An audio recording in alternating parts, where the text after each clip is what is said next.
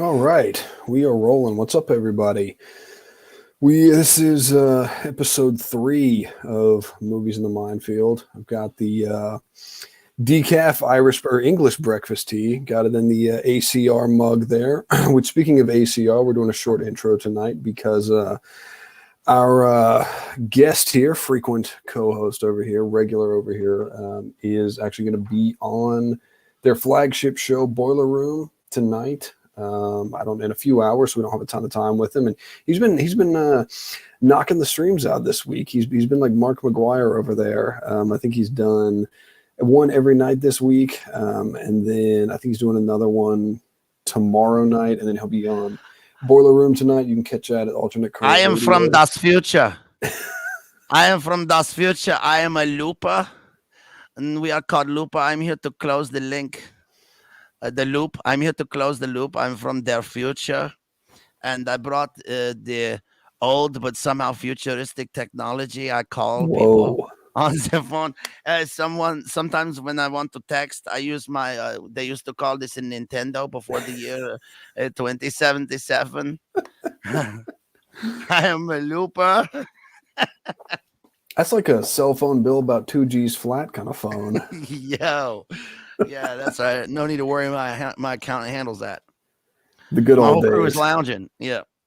So we're doing Looper here. Thanks for the introduction there. Yeah, absolutely. Yeah. So you can check out Boiler Room on alternatecurrentradio.com or at Rockfin. Just search Boiler Room on there. And we were actually going to do another Rian Johnson movie tonight, one called Brick, which is a great movie, great neo-noir, highly recommended. But it was brought to my attention that there's not really enough in that one to do a full analysis. I hadn't seen it in a while. I'm going to go rewatch that one. But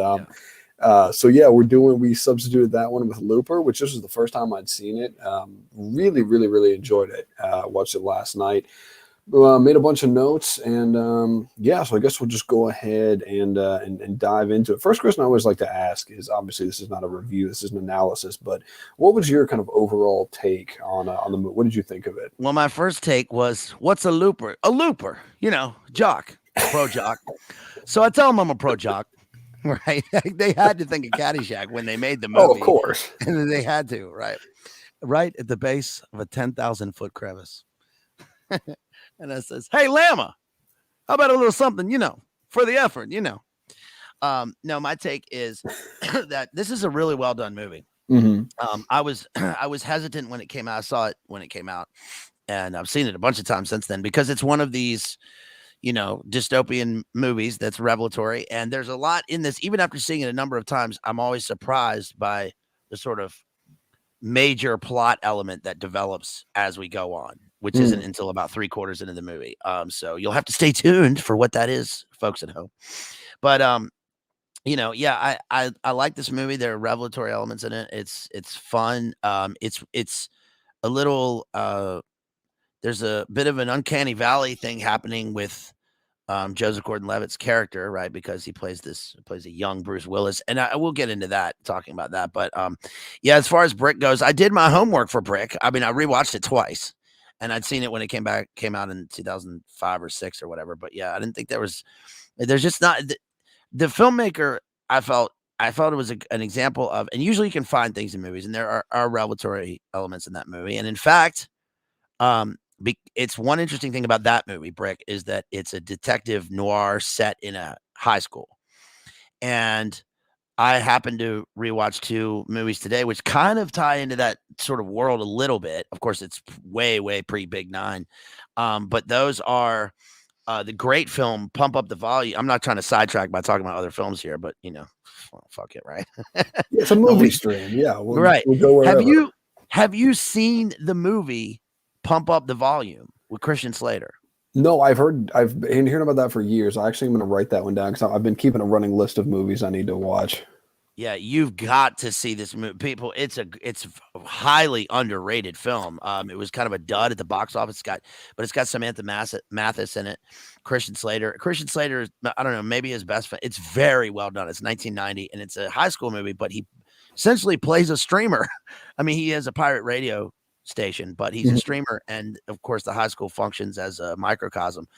and it's free speech and all this stuff is tied up with it, but also social issues. And what we've been talking about this for a long time, which is that, like, the fact that pre-Big Nine, I mean, I especially harp on this, is that the world before the Big Nine, where there were no real problems in the world, in the outer world, but there's so much angst, and that's what the movie's about. Mm-hmm. And it's very, very well done. And then I rewatched Heathers also, but Brick plays into that sort of world, because Heathers kind of has the same sort of themes in it a little bit, and murder at the high school or whatever, and with this noir. And so, but this is Rian Johnson, and he did the terrible film Glass Onion. I couldn't even make it 2 minutes into Glass Onion. I heard that was terrible.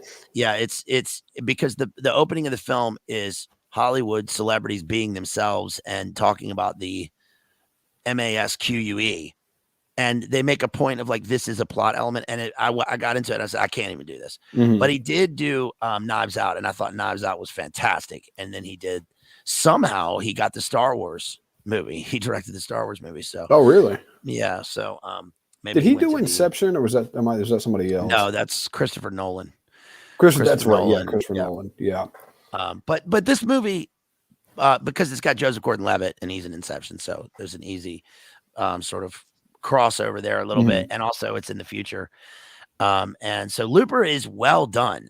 It's a pretty intelligent film, I guess, and so I think it's pretty well done. Also, the loop, right, is the OO in Looper, right? So it sort of functions as an infinity symbol because there's a closed time loop, right?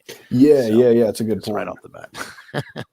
Yeah. So where do you want to? Yeah, go ahead. I'm sorry. I was going to say I enjoyed this one. I thought that my really only critiques of it, because I thought it was a phenomenal movie. I mean, it was very well done. It was well acted, well written, well directed. My only kind of gripes with it was I felt like, especially at the beginning, it kind of took a minute to find its footing, because a lot of what we know about kind of the story comes from voiceover from Joseph Gordon-Levitt, and I think that I thought it worked to a large extent, but to me, that's kind of lazy when it's like you just reveal a bunch of information through voiceover.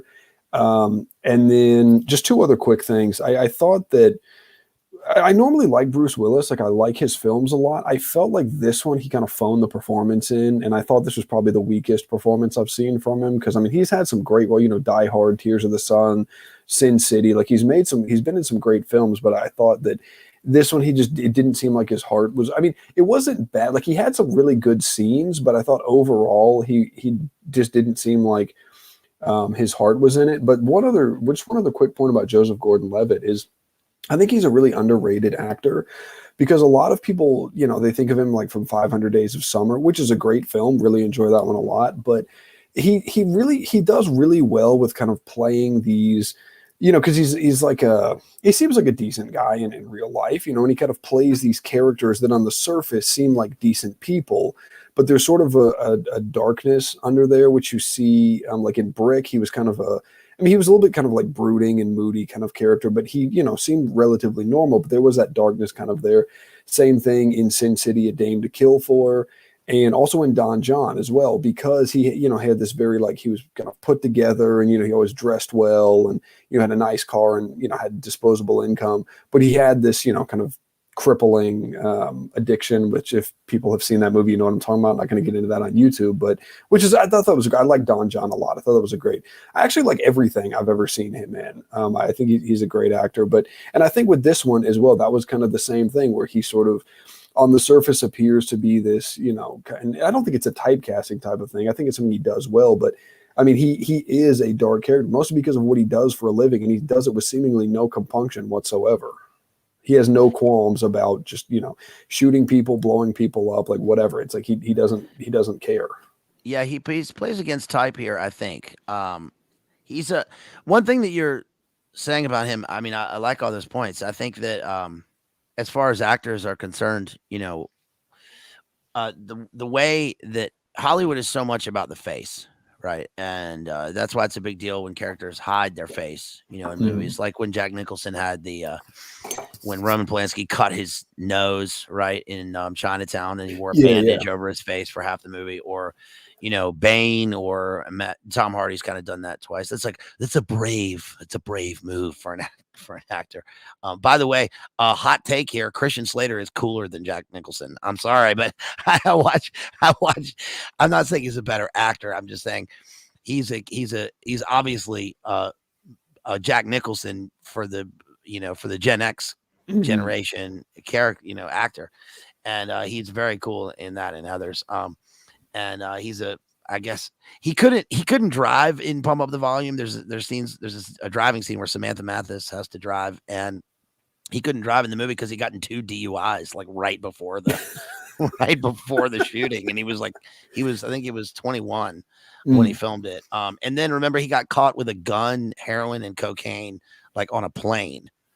No, I never heard about that. Yeah, it was like 2007 or something.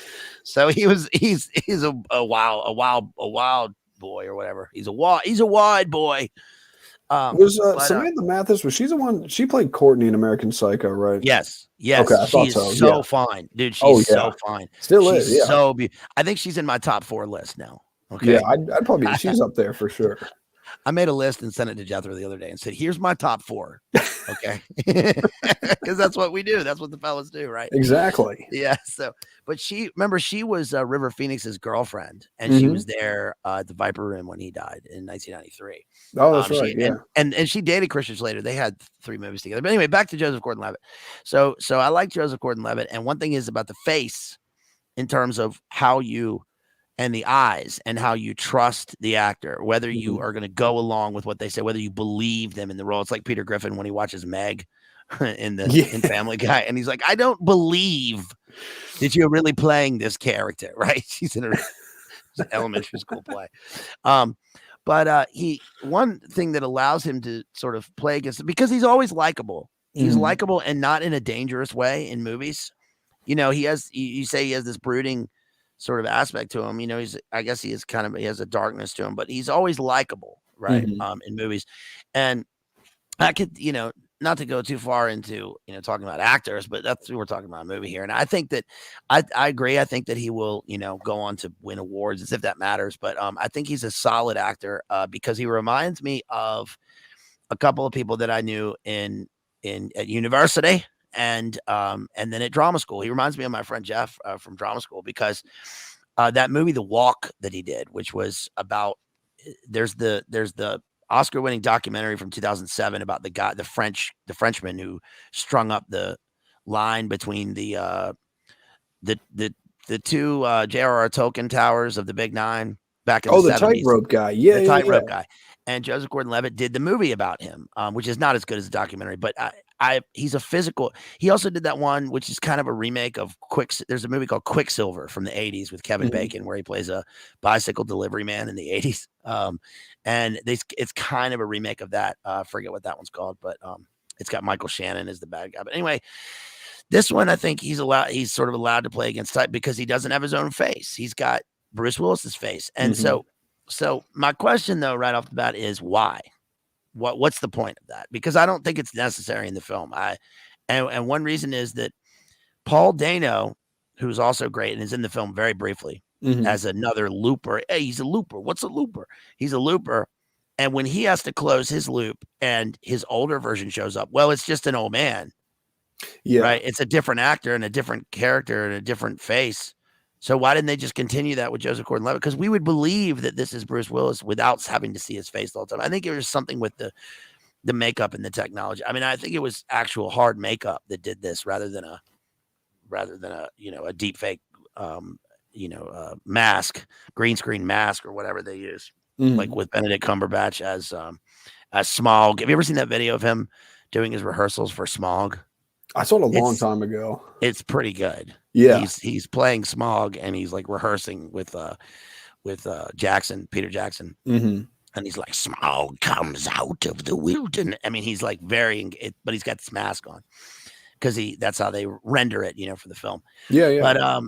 But Joseph Gordon-Levitt, I think he's good in this, and like you said, that actually leads us into questions about this character and his sort of moral standing, because even though he's a bad guy in the movie, we usually sympathize with the bad guys because of the general whatever they're rebelling against or whatever the structure is, or because it's the anti-hero, whatever it is in the movies, there are things that we like about them. So the question is, when he grows up and we see the older version of him as Bruce Willis, what does that mean? And also, you're right. I mean, it's kind of a phoned-in performance by Bruce Willis. If this is the worst performance you've seen from him, then you haven't seen any of his straight-to-video, Saban films, financed by China films that he did as the latter part of his career. And he did those films because of his condition. Now, I'm sure he did those films because he wanted a paycheck for his family. So that's fine. Didn't Nick Mullen have a bit about that? Yeah, yes. I think he did. I don't remember what he said, but I'm sure he said, I'm gay. Right. Something along those lines. I'm Bruce Willis and I'm gay in this movie. So I play a looper and I'm a gay man. Is how the bit probably went, which is funny, right?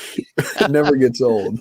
But Bruce Willis as Norm Macdonald. Remember Norm Macdonald's bit with Larry King, and he's talking about Mike Wallace. He had dementia at the end, and he laughs. And Norm goes, "What? Why is it?" And he says, "Norm, why is that funny? You're laughing at the man's dementia." And he says, "No, it's just the way that you ended the story." With the fact that he had dementia at the end. It's a very odd thing to throw in there at the end. But yeah, so Bruce Willis had this great career, and now I suppose he has like crippling dementia. I mean, I think it's supposedly really bad. And he's not doing any more movies, obviously. So, McDonald's, if you want to get a show on Hulu, that's not the type of content they're looking for, he says to Norm. But there's stuff in the movie about, it's a kind of a mob run globalist future where they go to China, of course. They go to Shanghai, and and Bruce Willis falls in love with this woman who cures him. And also there's the drug element. The drug element is some sort of synthetic eyedropper form of what looks like Drano, and how that's portrayed, because the eyedropper in Fear and Loathing in Las Vegas, and the eyes, and also it's like an MDMA/opiate or something. But I thought that's probably what it was in the movie. And so that ties into it. Gold and silver stock ties into it. And then later, spoiler, there's going to be elements of Monarch and Firestarter and telekinesis in the movie, which I thought was great. Also, girl power, right, with Emily Blunt. But that's substantiated in the movie. And so, so where do you want to, hey, KF, shouts out to everybody in the chat there. Listen, shouts out to everybody in the chat. Jason just dropped that link. Please support our homeboy here, Maddie, at Jason's link. Please support us.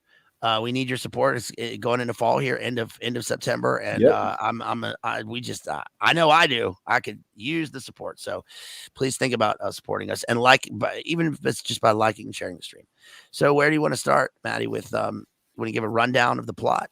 Yeah, we can do a rundown. I'm just going to get my note. I didn't take like a total. I got a bunch of movie notes in here. Give me just a second.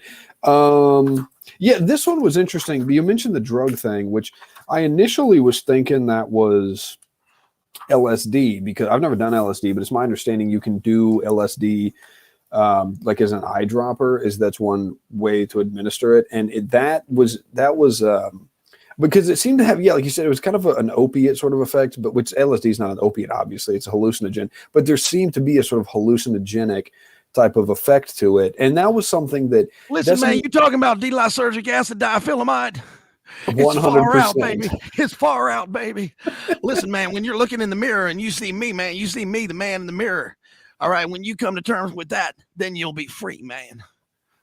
That's what Charlie said about LSD. Sorry. That's the way to achieve freedom right there. Taken from a friend of the show, Charlie Manson. Right. But that ties into with a lot of these kind of future, and this movie, it's not it is sort of dystopic, I guess, in a way. And this is similar because if y'all have seen the analysis we did a couple weeks ago of A Scanner Darkly, that was another one where you have this sort of dystopic future where this drug use is rampant and people just use this heavy drug. The same thing in Brave New World, right? Everybody's whacked out on Soma. You know, I'm sure there's tons of other examples of where, and you know, you could say that sort of in a sense mirrors the maybe not mirrors, but it's ties in with the opioid epidemic, right? Because I did a stream on that, one of the early streams I did. It got like no views, so go check that one out if you haven't yet. I thought it was a good one.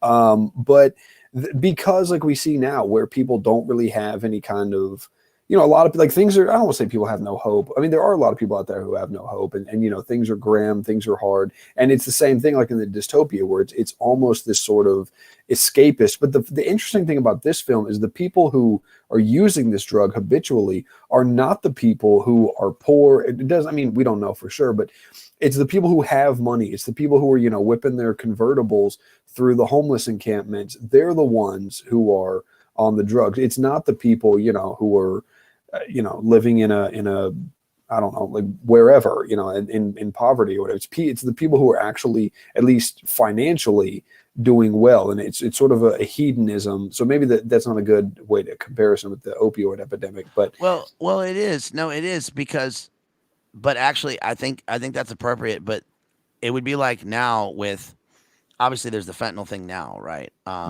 Which is like everybody whacked out on fentanyl speedballs, right?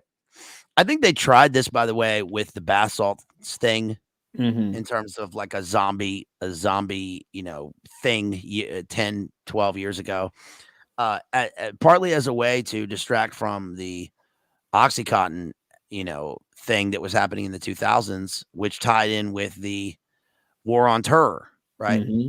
And then now we get fentanyl, you know, infecting everything else. It's in every other drug, right? The Chichi, get the yayo. The yayo's cut with fentanyl. You know, the I don't know about the synthetic weed, man, you know, or whatever. But probably. But I think that, you know, the part about driving through the homeless encampments and, you know, they're whacked out on the stuff. That's why I think it's more of it's less of a full tier system, like in Soma, where everyone is provided their drugs. This is a drug for the elites of this movie's world.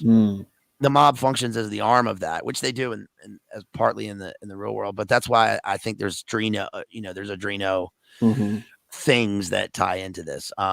Which is why they're on it. We don't, or maybe we just don't see the other people. I mean, Emily Blunt does have a line where she's like, I've seen, you know, I've already shot 3 vagrant junkies that tried to show up at the farm. She does say that. Right. So maybe that's just something we don't see because of our point of view in the film. But it does seem like with the glassine, you know, eye drops and all this stuff. And that is a good point to bring out the LSD. But you know, Drino is described as having LSD, you know, like properties, right? Hallucinogenic properties. But it wouldn't be, I mean, it wouldn't be acid. It wouldn't be, I mean, because the way they act is not, and you don't withdraw from that. Yeah. I think you have to do a spinal tap to even find out if you know, have done it or whatever. So, but that certainly plays into it. and it's also strange that, you know, the mob is in total control of these cities. I don't see that being, you know, that there's historical precedent for that. I mean, there's a guy named, you know, they go to Shanghai in the movie, and in the 20s and the 30s, they were called the Green Gang, and it was a guy named Big Eared Du, who was a Shanghai mob boss tied in with the international syndicates in Shanghai. They ran the opium trade, they then later heroin, all the drugs, all the houses of ill repute, all the things. And then he ended up tying in with funding the Kuomintang and Chiang Kai-shek. So there's sort of precedent for that. But it does seem like more of a thing that the common people do. Of course, I like how he drives like a 94 Miata in the movie, because the movie's set in like 2074. So that would be an old rare car in the future, or 2047 or whatever it is. But 2044 when Joseph Gordon-Levitt's young, it would be 30 years in the future. It'd be 2074 when he's Bruce Willis. Right. So that would be like somebody now driving a Chevelle or something. I suppose. But I had a 94 Miata. Nice. I had a white convertible Miata, and it burned. It caught on fire on a highway. So That's a I don't have it bummer. anymore. But yeah, that was a great car. It was very fast. It was a cool little car. My friends called it a beach bitch because the horn went meep meep. But the lights went up and down like that, So that was a cool feature. I always liked that. That was a cool feature. Yeah, just before we jump into kind of a plot rundown, and then we can get into some of the notes here. I just wanted to make 2 quick points on that. What I just forgot one of them. I lost my train of thought, but it'll come back to me. But one of the things I really thought is that there was kind of this weird sort of urban rural divide where there's no like suburbs where it's people, and some of the shots where it wasn't a drone, but it was kind of supposed to look like a drone sort of shot getting the city, the skyline. It was sort of reminiscent of the city in Blade Runner, and it's had a similar kind of look to it. And then it was like they were in this. Oh, I remember the other point, but they were in the city. They'd be out in the rural areas. Like there was no kind of divide there, and we never saw any kind of transition point from being in this, city that's decaying, and there's a lot of decadence, but there's a decay, and which ties into that is the other point I was thinking of. This is not exactly, but this, I remember seeing this video back when I was still on Twitter. I saw this video where this guy was I don't know if it was a Mercedes-Benz or a Tesla or some kind of really expensive car, and he's like creeping. Somebody was filming from the sidewalk, and this guy's like creeping down the street in this really expensive car, like weaving in and out, dodging people who are nodded off on fentanyl. And he hits the remote, and like this garage door kind of thing goes up, and then he pulls in and closes it, and it's this car that probably, I don't know how much those cars cost, maybe like 70 grand or whatever, and he's dodging people who are just nodded off on like fentanyl or oxy or heroin or whatever. And it sounds like Central Virginia or any city now, pretty much, right? Yeah. Mm-hmm. So yeah, it's that contrast of where you have and then it's also the lawlessness of the city, where there's this when he's driving to this homeless encampment, we see this scene, because some of the violence, I don't think it's really shocking, but some of it is surprising, because this guy, there's this family like living in a school bus, an abandoned school bus that's just sitting diagonal in the middle of the road, and then this guy comes, I think he steals something out of the bus, and then I guess the father or whoever, pulls out this blunderbuss, which is an interesting choice for the weapon, interesting name choice for the weapon, and just like blows it, just shoots him in the back like it's nothing. And so the lawlessness it's kind of creeped into all areas of society, where you have these people who are making the money, living in the big apartments, they're just killing people for a living, and then you have the people who have nothing using the same weapons to take out people who were some junkie who like steals a backpack or whatever. Yeah. I saw that in a video today. Right? Oh, really? Yeah. I mean, it was San Francisco, of course.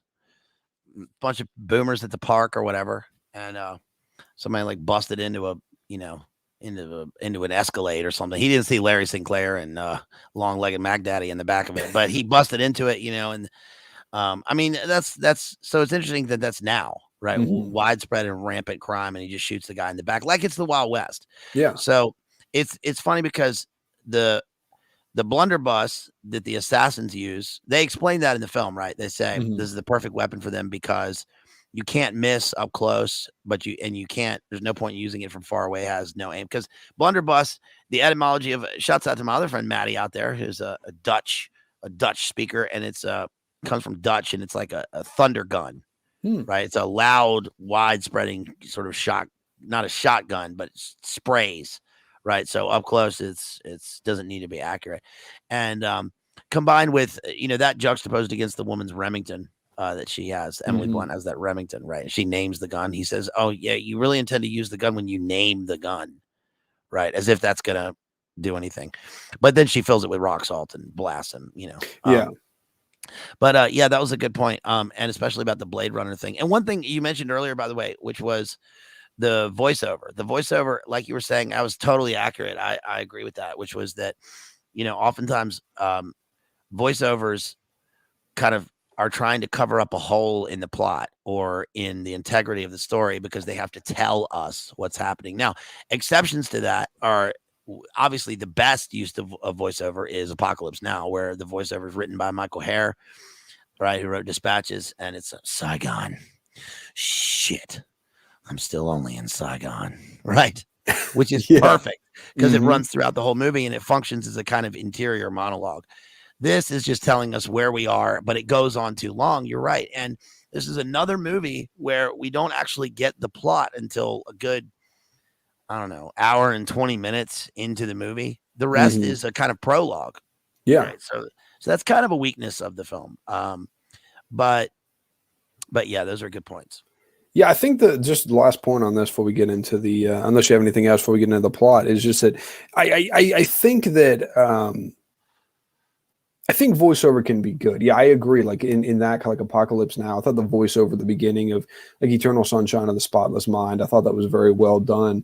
But yeah, it's some when you get that excessive voice, like you said, it's like they're trying to fill in for we don't know. And I'm not trying to like knock Rian Johnson as a director. I think he's a great director, but obviously no one's perfect. No one's going to make the perfect film, but it's like I don't know how to show you this, so I'm just going to have a lengthy voiceover where I explain all of it, and it doesn't come across as being kind of done in a not ironic, that's not the right word, but not in a kind of tongue-in-cheek, self-aware kind of way where it's like almost like a bit where somebody's doing excessive voice. Like I think that could be. I've never seen that done, but I think that's something that The could Naked be Gun. done. The Naked Oh Gun no, does that's a that. great that's a very good point. Yeah. So and where that, was I? Yeah. right. And you hear the sounds of a jungle in the background. Right? He walks all the way out of the city. I can't believe I forgot about that one. So yeah, that's a good example of where that can be kind of done, where it's sort of a bit or something, but it kind of becomes a humorous part of the story. But this was just like, I'm just going to tell you everything because I think it opens with him explaining in a voiceover, time travel will exist in 30 years. It will be instantly outlawed and only used by the biggest criminal organizations. And the way this is used, so the loopers are assassins in 2044, and what the mob does is they will because it's a few because where they're living now in 2044 is basically mob run, but in 2074 the whole world is controlled by organized crime. And so what they'll do if they have somebody they need taken out is they'll snatch them, put a hood on them, tie their hands, and then they'll send them back in time. In Joseph Gordon-Levitt's character, Joe is his name. In Joe's case, he goes out to this field because he lives in Kansas. So he goes out to this field in Kansas and, they'll send him a message saying, be there at this time. So he shows up and he waits. And then as soon as the person like comes through this portal of sorts, he immediately shoots him with the blunderbuss. And then he has an incinerator. He goes, tosses the body. And then it seems like every day he does this. And then what they'll do is they'll strap silver or gold bars to the body. And then so they'll shoot them, take the money, and then he incinerates the body. And then every day he goes to this diner, which, quick thing about the diner, did you notice the day's special that was on the wall? No, what was it? It was soy steak with gravy. No, of course. I was about to say bugs. Was it Bug Burger? Oh, wow. It's the soy special. Okay, that's interesting. Wow, good catch. Yeah, I thought I saw that and I was like, is that actually? And I had to run it back. I was like, did I actually see soy steak with gravy? But I don't know. Do you have anything else you want to you feel like I missed anything in the beginning there? The club that they go to is the club from Casablanca, and I only know that because I read it somewhere. And shocker, I've never seen Casablanca. It's the one. Everybody's got one movie that they've never seen that's a classic movie. Casablanca is always listed as like the number 2 greatest movie ever, right? It always goes Citizen Kane and then Casablanca, or Godfather, Citizen Kane, Casablanca. I've never seen it. I've never seen the movie. Great in movie. fact, I even tried to watch it today. I got 5 minutes in and I had to do something else. And that's rare for me because I'm a very, adamant movie watcher. I've never seen Casablanca, but I do know that's the club name. I know. Unbelievable, right? Here's looking at you, okay, and all that stuff. Like, I just haven't seen it. And it seems like the perfect movie for me to watch for a number of reasons, but I just haven't seen it. I've seen The African Queen. I've seen, Bogey in that. I've seen Maltese Falcon in that. Speaking of Falcon reminds me of the Millennium Falcon.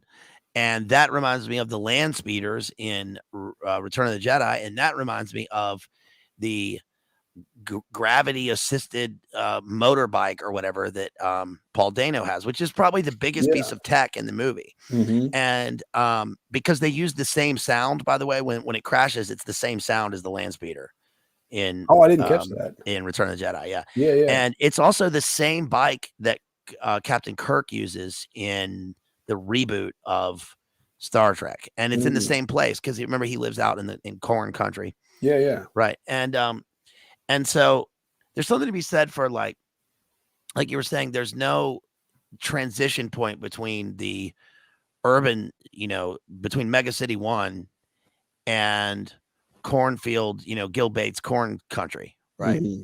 And it's interesting that like Emily Blunt lives just on the other side of the cornfield. She must hear a blunderbuss every single damn day. Oh yeah. Right. And it's got a mat out there. He's already got his mat out there. Right. And he takes him to the incinerator or whatever. But what's one thing that they did well in this, I think, is that instead of going full tech, they actually show us that in the future, the best you're going to get is a transparent cell phone that's this big. Everybody's chipped, which is one thing you were talking about. They have to send the bodies back to the past because everyone's got a Neuralink or everyone's microchipped. Yeah. So they can't dispose of bodies in the future. So they have to send them to the past. So the best you're going to get is like the transparent weird phone, the fentanyl, the fentanyl. They're candy flipping with fentanyl speedballs. One person can afford a Return of the Jedi land speeder from Endor, and people get sent back to the past. But that's it. Oh, and Emily Blunt has a drone, as a pesticide drone, right? That she looks like she's putting diesel into, right? Right. It floats up, and I guess the truck has been manipulated. The one that she drives like a Chevy, and it's been manipulated so that it can self-propel or something. There's like a tube going from the gas tank to the wheels. So that's about it. Other than that, the future is full of people living in Bum City, right? In 1984 Bum City. And you got to be a mobster to get by, right? So it's good in that sense. We don't have full on, I mean, it's not Blade Runner, even though Blade Runner has elements of that also, of course, which is what makes it great. But yes. So, what else? Go ahead. Yeah, I agree. I think I like that they didn't go overboard with the tech because I think that is actually more accurate to, even though this movie is set, almost 20 years from now. I think that's more accurate because if you kind of look at where we are now, tech really hasn't progressed that much. I know, people will say like, oh, we're so far advanced from where we were. I mean, we're not really, I don't think, all that far advanced. And, I like that they didn't go, full like AI kind of smart city type of thing, because I was listening to an interview with Whitney Webb the other day, and she was saying that, she's skeptical of a lot of this AI kind of stuff. And she was saying that, if the singularity was going to be reached, it would have happened by now. We know that that's never going to happen. But she said if it was going to happen, it would have happened. And so I think that's actually more accurate, that you get basically what it comes down to. It's like toys, and things to make your job slightly easier. So it's like, yeah, you get this, kind of floating motorbike type of thing you can zip around on, and then you have a drone that you still have to power with diesel that will go and spray Roundup on your GMO corn crop, right.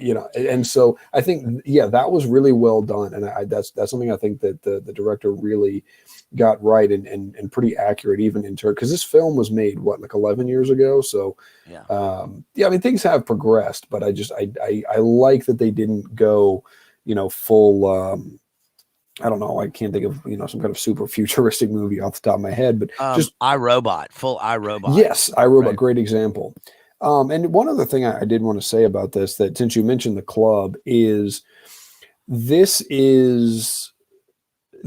film kind of reminded me visually, and I guess I don't know if visually be the right word, but it reminded me, it was kind of reminiscent of Gattaca in the sense. And what I mean by that in one way, because in Gattaca, which is one of my favorite films, Yeah. they live in this really futuristic, advanced tech kind of city. But if you know, the haircuts are, you know, like classic kind of haircuts. They wear suits, you know, they go to these restaurants that have the high ceilings and the waiters. So it's very kind of retro in a way. And you know, Joseph Gordon-Levitt, he has, and him and his, you know, people he hangs out with, they have this kind of retro sort of look, you know, where they wear the ties with the, you know, leather jackets, and they have, you know, the old school kind of haircuts. And the Jeff Daniels character, who's been the mobster that's kind of sent back to run things, this was a brilliant performance by Jeff Daniels, but I made a note about this, but he actually kind of derides Joseph Gordon-Levitt's character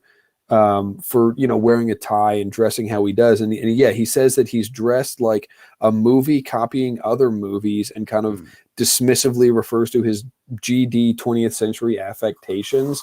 Yeah. And so he's like, because, you know, Jeff Daniels is bumming around like in a bathrobe, and then one of those, you know, like the button-up shirts without the collar. And yeah, he looks he's like very casual. He's wearing the same outfit that Jack Nicholson wears in that scene in The Departed, where he's wearing a bathrobe and he pulls out the hand. Yes. Right. And he throws the cocaine in the hooker's face. Right. It's the same thing. It's like, well, the guy at the top can afford to be a slob. Right. And also, like you said, he comes from the future. And one other thing is that the assassins in the future dress like trench coat mafia / Les Samurai. There's a Japanese movie. Is it French or Japanese? I guess it's French. Les Samurai. You ever seen that movie? It's a French movie.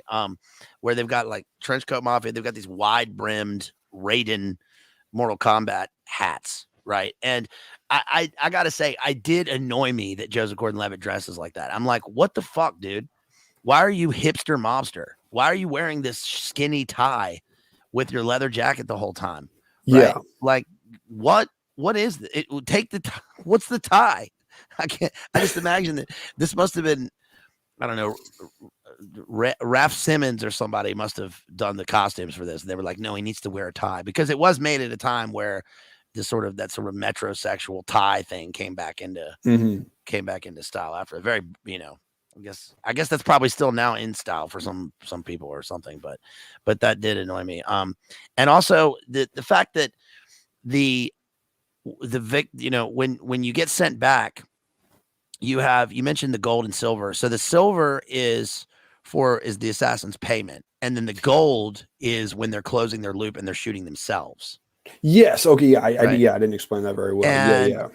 And I thought that was interesting, because it shows that in the future they still need a hard standard of wealth. So you imagine that they live in, you know, in crypto world, right? Or in, you know, or they're bartering in bugs or whatever they have to, you know, whatever they're doing. She's making her, you know, San Manto corn crop or whatever with her diesel drone, but the rest of them, the upper echelons, deal with hard assets, right? So I thought that was something.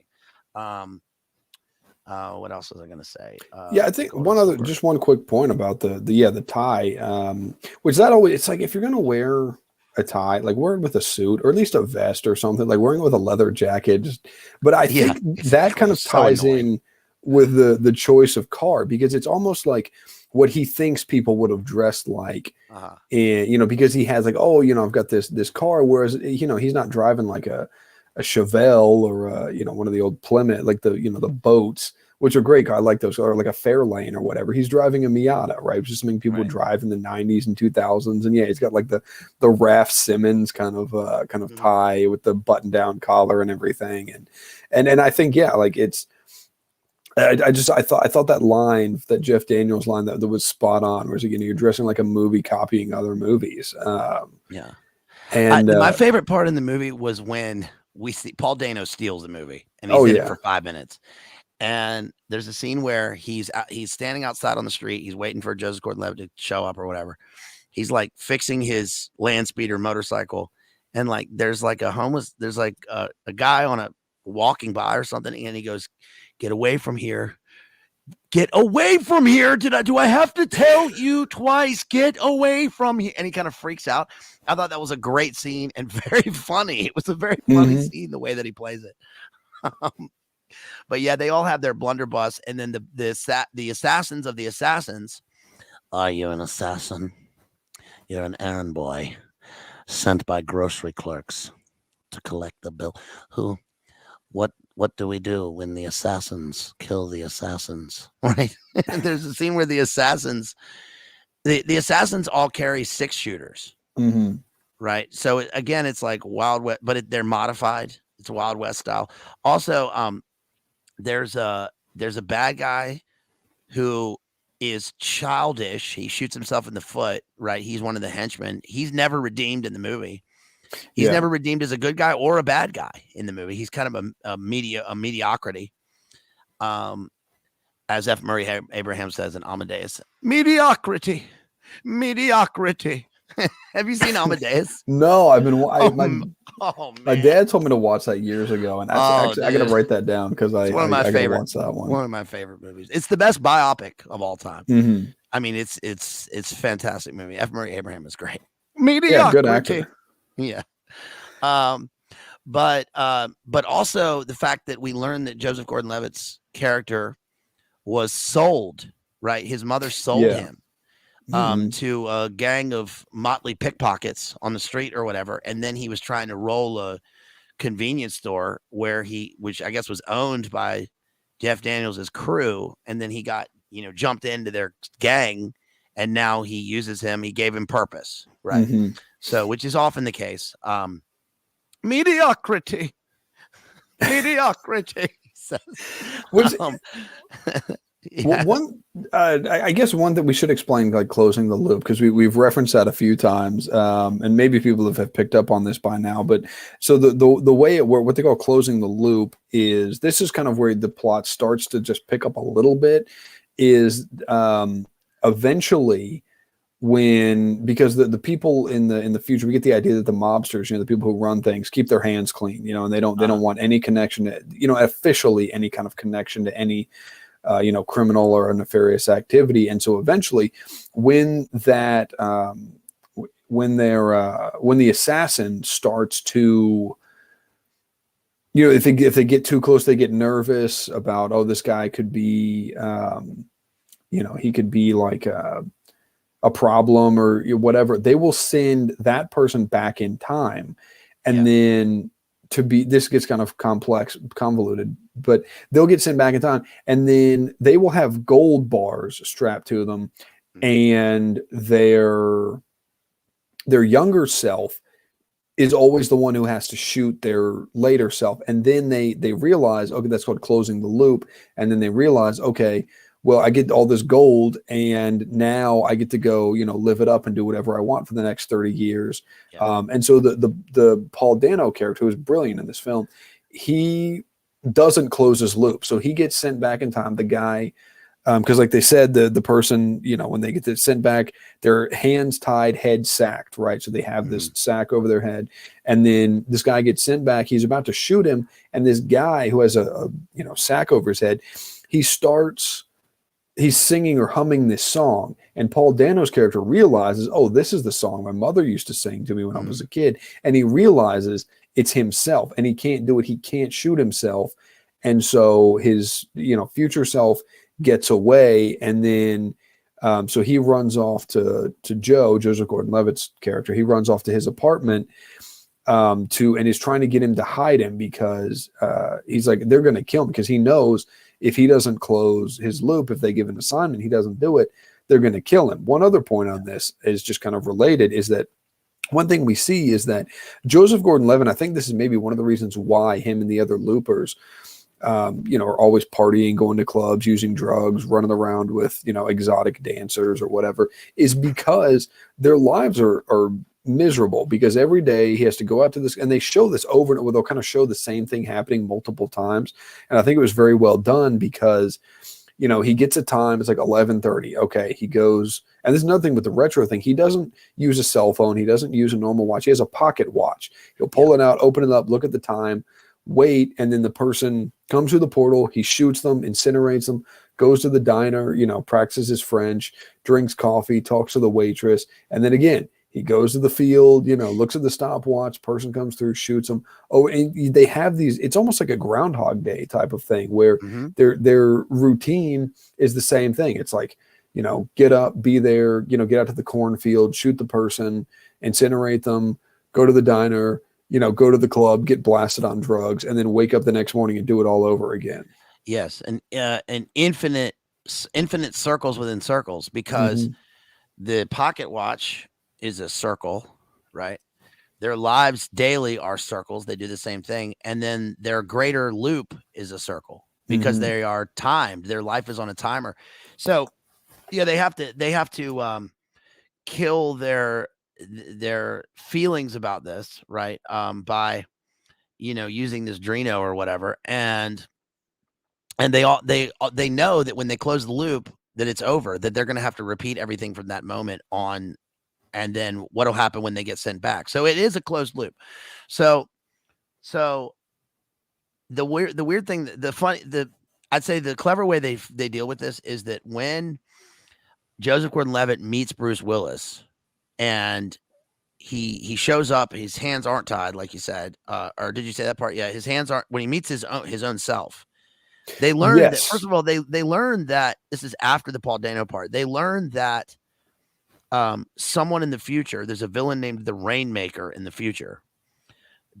Not the John Grisham novel with Matt Damon. There's a Rainmaker in the future who's the ultimate mob guy. That's all they know. And that he's sending back loopers to kill them off for some reason, right? Total control. He's tying up loose ends, closing loops, I suppose. And so when we get Bruce Willis's character, his hands are tied, but he's in that sort of straitjacket. It's weird because he's like this is Bruce Willis in 12 Monkeys, right? It's the same thing, because that movie also is about a time loop, right? So it's Bruce Willis in 12 Monkeys. He's got no, war on terror black bag on his head. And he looks up and turns, so he gets shot in the back, so the gold bars absorb the shot, right? And he lives. And then there's a scene where he meets his younger self at the diner, and the waitress at the diner is that actress who is in Death Proof.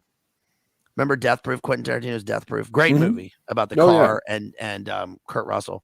She's one of the actresses in that. And anyway, they go to this thing, and then he says, "Yeah, but explain to me how time works. If the time is closed, then what does that mean?" And he goes, "Listen, you think I want to sit here and talk like some nerd about time? All I know is that I got it." And that was a clever way, I thought, of saying, look, just suspend your disbelief, forget your logic with this, and just go with the movie. I thought that was fairly clever. And probably pretty true to life. I mean, it's like, who cares? All right, we know we're watching a movie and it's time travel. And it's just another time travel. It's kind of like, also the fact that they're living on with this set amount of time. This is made around the same time. Have you ever seen that movie In Time? Which is I think it's the guy who did Gattaca is Nickel. Forget his name, but he's a New Zealand. Shouts out to Toledo. He's a New Zealand director, and it's got Justin Timberlake in it. It's actually not bad. It's not a bad film. They in the future, they have to buy credits. It's much more futuristic than this movie, even though it's in the future. But they have to, whenever they pay for things, they get a credit on their arm. So it's like a neural link with a neon image in your arm telling you how much time you have to live, which is a clever idea. So it's sort of the same universe as that. And but we find out that Bruce Willis's character has, in the past, if he closed his loop, he went on and he lived, and he's got all of his money stashed away, half of which was taken, by the way, because he refused to sell out his friend, which is an interesting conundrum, because if Paul Dano's character escapes, right, by not closing his loop, and then your mob group comes after you and they say, you got to rat out your other guy to find him. So you can't lose your integrity by ratting out somebody in the organization, but you're still subject to the greater. It reminds me of the IRA War Council, right, which asks you they would ask people to do the same sort of thing, Mhm. right? You have to. There's a kind of security council within it, and that's what they're tasked with. So he doesn't rat out his friend, and he gives up half of his silver stash because they know that he's been stashing it. In this, he's in like an exposed brick hipster, warehouse apartment. Yeah. And then they kill him anyway. And there's the most violent scene in the movie is that he's sitting there. The old version of Paul Dano is sitting there, and he looks, and there's an arrow, kind of a rune, Mhm. painted on his wrist, and he looks, and he's carved it into his arm in the past, and it says, "Be at this corner in 15 minutes," or whatever, right? Corner of La Brea and Slauson or whatever. And he goes to the place, but as he's about to jump a fence to get out of town when he sees this. But as he does that, he looks, and his finger, his hand turns into this, and then turns into this, and he's got nubs. So obviously somebody is mutilating him in the past. Then his legs, he's walking on nubs. His nose gets cut off, and then his one of his nose feet gets comes cut off. off. Yeah, Skeletor, right? His foot comes off. He turns into Skeletor. His foot comes off. Then he's walking on nubs. He's the Blade Runner, right? He's the South African Blade Runner guy. And then he's like crawling up. So they did it anyway. They did a body shock tur on him, and they killed him anyway, even though they got the silver. So we know there was useless to do either one, right? So oh, sorry, go ahead. No, you go ahead.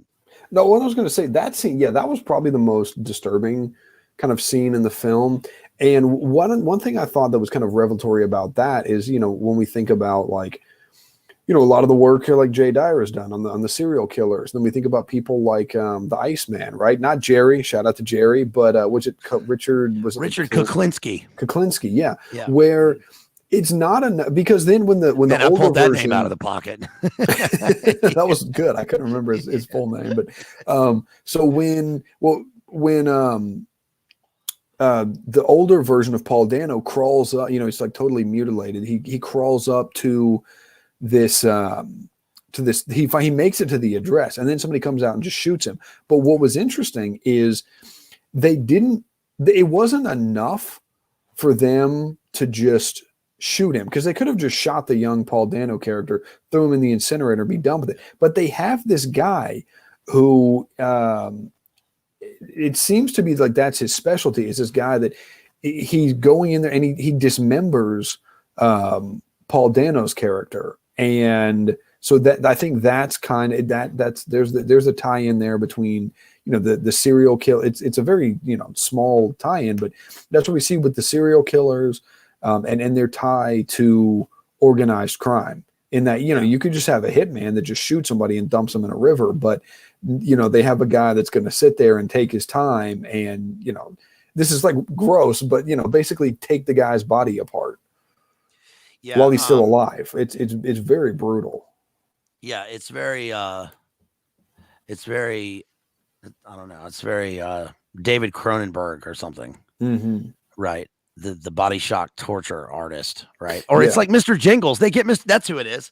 They get Mr. Jingles from American Horror Story 84 that I just did an analysis of.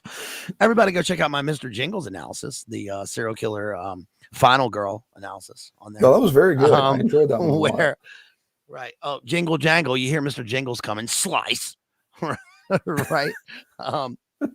So yeah, I suppose that's it. Yeah. One thing I made a note about this is that Joe mentions in the film that the looper business doesn't attract the most forward-thinking people, and so it's kind of unclear on if these people know that they're going to have to. I think it's implied. I don't think it's ever explicitly said that they know they're going to have to close their loop. But they do. It is. They know it. They do. Yeah, okay, I thought it was know. heavily implied, but I didn't know if it was ever explicitly stated. Yeah, because his friend, who is never named in the movie, but he looks like Frank Zappa's son in Pump Up. Everything's a Pump Up the Volume reference now because I'm seeing the movie. He's the long-haired guy, and they're talking about closing your loops, and then they always celebrate when you've closed your loop, so they know it's going to happen. Yeah. Okay, I forgot about that. One thing I did want to mention, just with the Rainmaker, this guy that's ruling the future. They actually refer to him as the Holy Tur Boss Man. Oh yeah. So it's almost like sense of like a jihad kind of element to it. And it's mentioned later on in the film that he took over the entire, like all the syndicates. He became the ultimate crime boss of the future. He runs everything, but nobody has ever seen him. They're talking about like mass purges. So he's almost like a Pol Pot kind of character where he's just wiping out massive numbers of people, but nobody even knows who this guy is. Nobody even knows if it's a man. So it's very unclear on it's sort of unclear on if this guy even exists. But yeah, to kind of to move ahead, because we've mentioned China a few times, and so I mentioned Joe is learning French. That's kind of he's doing this sort of like Duolingo kind of program, where he's learning French, because when he meets with Jeff Daniels' character, like you said, he knows that they know he's saving up his money, and so he says he's like, oh, you're going to, like, I don't know, he says like Spain or something. He's like, no, I'm going to France, and Jeff Daniels, Abe is his name. Abe is like, no. He's like, go to China. He's like, no, I'm going to France. He's like, I'm from the future. Go to China. And so that's what Joe ends up doing is he ends up going to Shanghai, and we see this kind of descent where he sort of gets involved in the criminal underworld there, and we see this descent into further drug use, because he's still using whatever this eyedropper thing is. But then we also see he's never shown shooting up, but it shows a needle, and it's obvious he's getting into harder drugs. I don't know if it's that drug or a different one. It's never explicitly said, but so he starts slamming that China White. Synthoid China White in the future. And so, like a mobster who retires, right? He gets there with all of his silver and gold stash, and then it runs out. 1 year, 2 years, 30 years, right? So it runs out. He can't live on it forever. Then he goes back to what he knows, which is crime. So he gets involved in China. So he's moved out of Oceania and moved into the third balkanized region, right, where I guess Shanghai's the capital, and he starts being an enforcer for the Chinese mob, or the globalist mob, or whatever, until he finds his woman, right, and he's trying to hold on to this image of her, saying she's real. That's later on when he's being hunted back in the past, and in Joe's past, and he's like a rat in a tunnel. They're all looking for him, and he's in the tunnel. And he's looking at this picture of her, and that is just like in So I just realized the inspiration for that is they do the same thing in 12 Monkeys, but that movie comes from there's a French movie called La Jetée. Have you ever heard of it? 1962. It's I know that what's his name used it as an inspiration for 12 Monkeys, Terry Gilliam. But it's a fascinating movie. You guys, you can watch it. For the folks at home, you guys can watch it for free. It's on YouTube. It's 28 minutes long. It's a very influential movie. It's like a Criterion Collection movie. It is the most French movie you've ever seen. Okay, because it starts off, and basically the movie is about. We see just a brief description of this because it plays into what we're seeing here. It's the same thing. They're people at the observation deck at the airport in France, and we see an image. It's all still images. It's all still photography. There's one scene in the whole movie that's like fluid film, but the rest of it is still photography. And we see this image of a woman, and the voiceover, just like this, the voiceover tells us this was the last image of a woman from the old world. There are no other pictures that exist. So there's an airplane crash of some kind, very big nine, but it's the nuke war. And so then we see that in the subterranean world, there's a Herr Doctor, and he's taking people and using them for human experimentation. He's putting Metallica 1, Johnny Get Your Gun, like goggle, opaque eye shade things on, and putting them in a hammock, and then he's giving them some sort of injection, and he's sending them not Interstellar. What's the other movie that you were talking about at the beginning? Inception. Inception style into the dream world, but the dream world is geospatial located somewhere in the past. So what they need to do is you have to make contact with the past. And that's the experimentation. And everybody who's tried, they've done this to has died except for this one guy. And he has especially vivid dreams. So, so how do you pronounce it, KF? Jetty? It's a jetty in English. I don't know. Is it My French is rusty. There's a Fort Romeo song called Jetty. Right? I don't know. Whatever. So anyway, Jetee is how it's pronounced. Forgive me, folks. I don't know how to read good. I just watched the movie. I don't know the letters. I just like the moving pictures. Yeah. Jetty. Yeah. So anyway, so what was I going to say? He makes contact with the past, and they send him back, and then finally he lives in this dream world for like 10 days, and then he goes to the airport and he finds the woman. So now he establishes a relationship with the woman. Jete. He finds the woman. He establishes a relationship with her in the past before the nuke.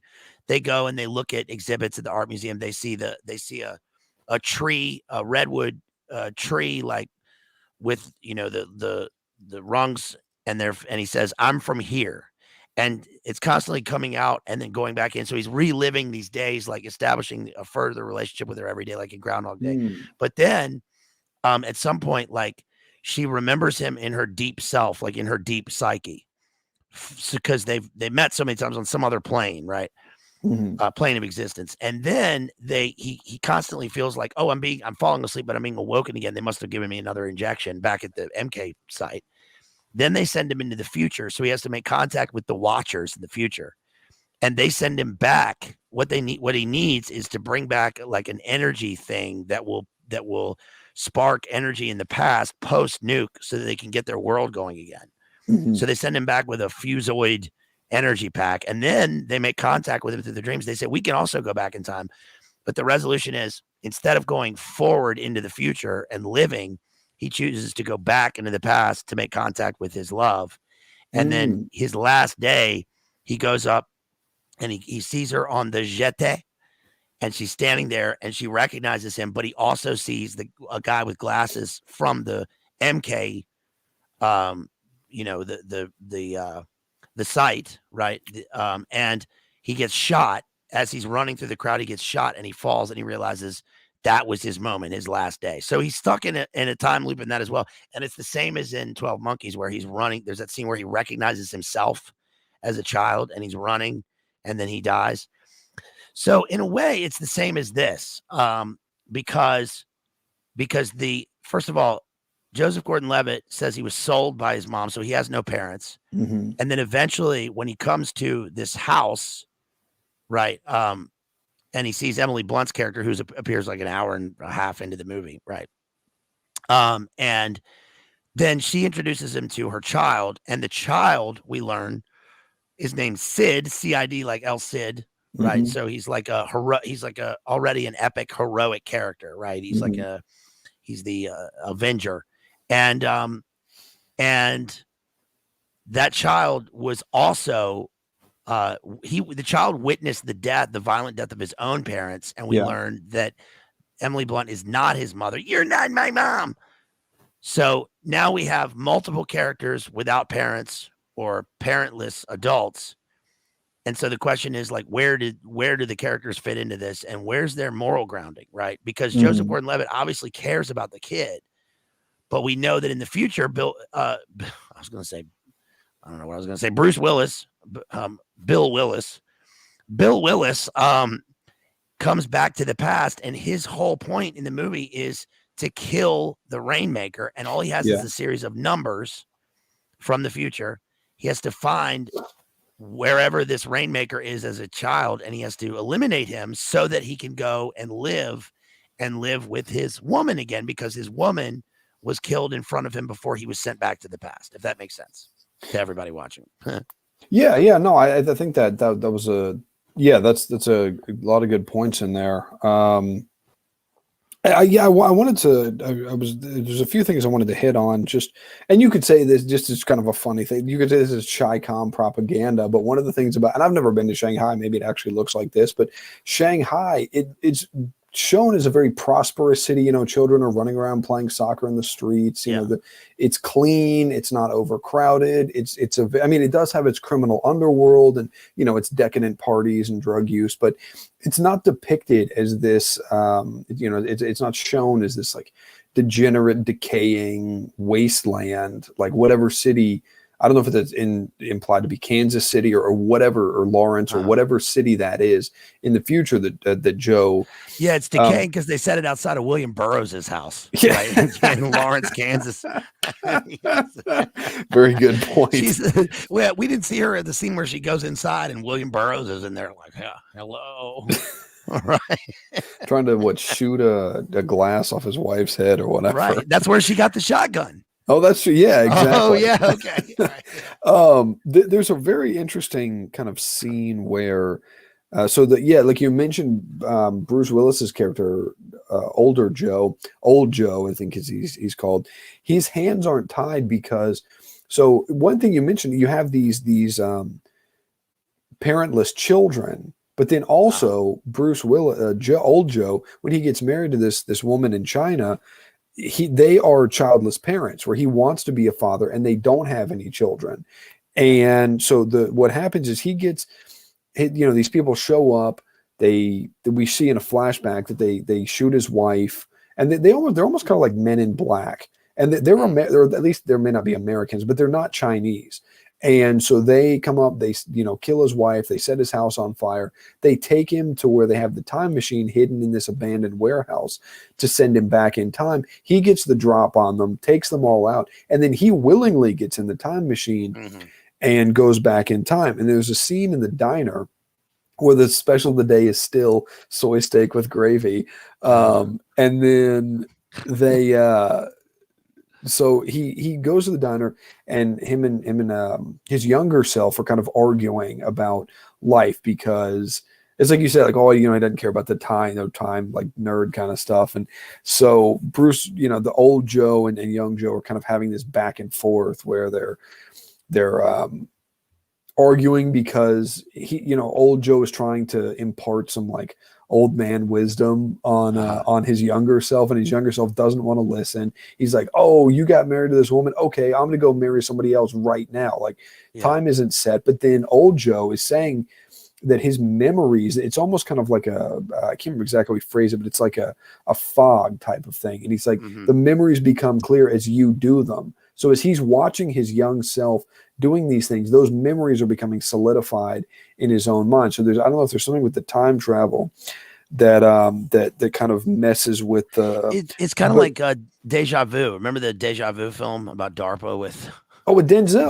Val great Kilmer film. they're working for DARPA or something. Yeah. So they get sent back, but it's only a specific amount of time. They got to use incredible amount of energy to get back in time, right?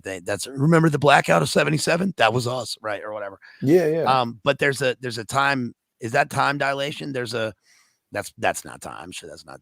Somebody's gonna say that's not time dilation. Actually, but whatever. Dilation of the pupil, right? You can't see. You're in a fog, is where I got that. But I guess there's a haze that exists. You have to wear your little goggles and see the past how it was, because traveling through time does that. Also, if I was wrong about the pronunciation, right? Hold on, let me make sure I got it here. Here's Jetty. Why'd she say that, huh? Why'd she say jetty? Beats me. French never really made sense to me. Not like we can trust, Well, yeah. I mean, one other just that either, but one other quick tell me why I'm wrong then, huh? Well, one quick point I was going to make, just because I noticed these, because I'm a big music guy and I noticed these things, is in the and this is foreshadowing, in the diner, they're playing, this is one of the only, I think, songs you can kind of pick out of the film. They're playing Carmelita by Warren Zevon. And the chorus to Carmelita, it's like, Carmelita, hold me tighter, I think I'm sinking down, and I'm all strung out on heroin on the outskirts of town. Damn, sounds like a fire song, dude. It is. It's a great song, brilliant Yeah. song. I'm a huge Zevon fan, great songwriter, R.I.P. But that's foreshadowing because we see Joseph Gordon-Levitt. He goes to Joe. He goes to. He's kind of because then the Bruce Willis character, they kind of have this battle of sorts, and the diner just magically everybody disappears, like the waitress and the cooks, everybody disappears. So they have this kind of showdown. They're shooting at each other. The Gat Men, as they call them, who have the like big 357 Magnums, they show up. Joseph Gordon-Levitt starts chasing his older self, the Bruce Willis character, into this field. He's running with like the Men in Black or the Gat Men or whatever, and then they realize they're like, wait a minute, like we're supposed to be coming after you. And so then they start chasing him. He gets on one of these bikes, takes off, winds up at Emily Blunt character's house, which is this large like farmhouse out in the middle of a field, or in a clearing, and there's the field. And then we see he quickly, whatever this drug is they're doing, they go into withdrawals fairly quickly because he starts like throwing up and he falls over and he's like dehydrated, and she knows what it is. Yeah, she knows exactly what it is. And so that's why we kind of see where that song, which sort of the chorus is sort of foreshadowing, because he's, here he is withdrawing from drugs. He's strung out. He's all messed up, and he's out, in the middle of kind of on the outskirts of whatever this town is. And Bruce Willis is withdrawing from the world, right? Yes. I mean, he later goes through physical withdrawals that his woman in the future, Michelle Kwan, helps him to withdraw from in the future. But anybody get my Michelle Kwan reference there? The ice skater, Oksana Bayul, right? Nice reference. I like that. He's withdrawn from the future, right? And so now he's going through a kind of withdrawal, even though he's already gone through his physical withdrawals in the future from them. They keep withdrawing from that dog food real fast. Because they actually show that there's that scene where he's like he's like laying on his wife crying, and it's I think it's heavily implied because he mentions how he tells young Joe, he's like, oh, you're gonna meet this woman who's gonna change your life, she's gonna save your life, and so it's implied that he was, and he's like, I don't need to go to China, I can just find some hoe here. right. Right. In Mega City 1, they got tons of those. Who did there's a movie called Funny Games that's very dark. I wouldn't recommend it. And I'm gonna write that down anyways. Yeah, it's got Michael, the guy who was in Last Days, Gus Van Sant's Last Days. What was that guy's name? I don't know. He played Kurt Cobain in that movie. I have to look it up. And anyway, it's got Tim. Fuck, I can't remember anybody's fucking name. Michael Pitt. Michael Pitt. Thank you. Did I say it. Michael at first? Yeah. Now I can't even remember saying Michael Pitt. Anyway, who did the music? Can you look that up? It's either Warren Zevon or John Zorn. It's got a Z, but it's like very, very stark. They should have been playing Rooster in that song. In that yeah, Allison. Yeah, Chains. like in Terminator Salvation. That's the best scene in Terminator Salvation. Yeah, my uncle used to know this song, right? To come to stop the rooster. Oh yeah. That's actually the only Allison Chains song I don't like. What? You don't? Yeah. You don't like the Rooster, man? No, I like Allison Chains, but that song is Phoenix Program fucking LERP song, dude. Is it really? Is that really what it's about? Yeah, dude. It's Jerry Cantrell's dad was a Marine scout sniper in Nam, dude, in the shit. Are you serious? Oh man. Yes, and he was called the Rooster. That's what the song's about, right? I had no idea. Machine gun van, right? Okay, I gotta go. I'm gonna go listen to that one again. And look at the lyrics, dude. Yeah, it's about his time in Nam. That fucking song rules. That's heavy. That and Wood. I also like them. Great song. Rain When I Die, dude. That whole album, Dirt. That's a great fucking album, man. What was that first track off it's my favorite song there. Just that first track off Jar of Flies. I think it's the first track. It was the first track on the Unplugged record. The one where he comes out I recently watched a reaction video to that from like Indian gurus right? Or some Indian. Yeah, I watched Indian Guru tribesman react to Alice in Chains Unplugged. It was it was awesome, dude. Okay, I gotta look that one up. Yeah, it's really good. They're like, I shouldn't do the accent. It's not gonna be good. This man is full of pain. No, that sounds Jamaican. He's full of pain. He's full of pain. A bomber clad. He's full of pain. Screwface go and get ya, Kingston. Right. What? It was Nutshell. That's a song I was trying to think of. Yeah. Walking Tall Machine Gun Man, he says. In gosh, give me the lyric, because now that we're on here, and I can't, doesn't it suck you can't just play the song? That is, yeah. I mean, if you could do that though, I would just sit here all day long and play songs. Oh yeah, just do it like a DJ kind of stream. We're just playing songs. Yeah, I mean the reaction, they can do that. Oh yeah. Yeah, ain't found a way to kill me yet. Eyes burn with stinging sweat. Seems every path leads me to nowhere. Wife and kids, household pet. Army green was no safe bet. The bullet screamed to me from. He wasn't a Marine Scout sniper. I suppose he was in the Army, right? I guess he was probably he was at My Lai or something. But Walking Tall Machine Gun Man. They spit on me in my homeland. Right. Sent me pictures of my boy, got my pills against mosquito death. My buddy's breathing his dying breath. Oh, God, please won't you help me make it through? Here they come to snuff the rooster. Oh, yeah. Right. I don't know how I never picked up on that. Oh, yeah, dude. Yeah. Army was LRPs. Yeah, you're right. Yeah. LRPs, Long Range Reconnaissance Patrol. So I guess that's why they sent him out there, right? And then he was a rooster. Then he gave his son this great fucking song, right? The idea for it. Yeah, it's like one of the biggest grunge songs ever. I mean, it's like that. Smells Like Teen Spirit, Black Hole Sun. Not Black Hole Sun. That's a big song. That's 1994. Was Black Hole Sun? It was. That's on Soundgarden's Super Unknown album. It also had Spoon Man. Feel the rhythm while you can. And then Alive by Pearl Jam. I was thinking Temple of the Dog, Hunger Strike, dude. Oh, great. Mother Love Bone, dude. So good. That whole era. But so she's girl boss at William Burroughs' farm in Kansas. But what's interesting is she kind of presents herself as this badass, but like she never seems to pull it. Like she'll threaten to shoot people, but it's not until she finally shoots Joe, and she shoots him with rock salt. So it's not even loaded with an actual shell, and she's very hesitant. So she presents herself as this, hard charging, like I'm not going to take no crap from nobody. But then, never, then finally gets around to it. Yeah, she might not have had shells in the future. They probably got a thing on shells. She had to load it with the gravel from the damn driveway or whatever. Yeah. But she's kind of convincing when she's like, I just buried 3 junkie hobos out here last week. She's got a weird accent though. Mm-hmm. Right. That doesn't quite, it's like, why are you trying to just do your English accent?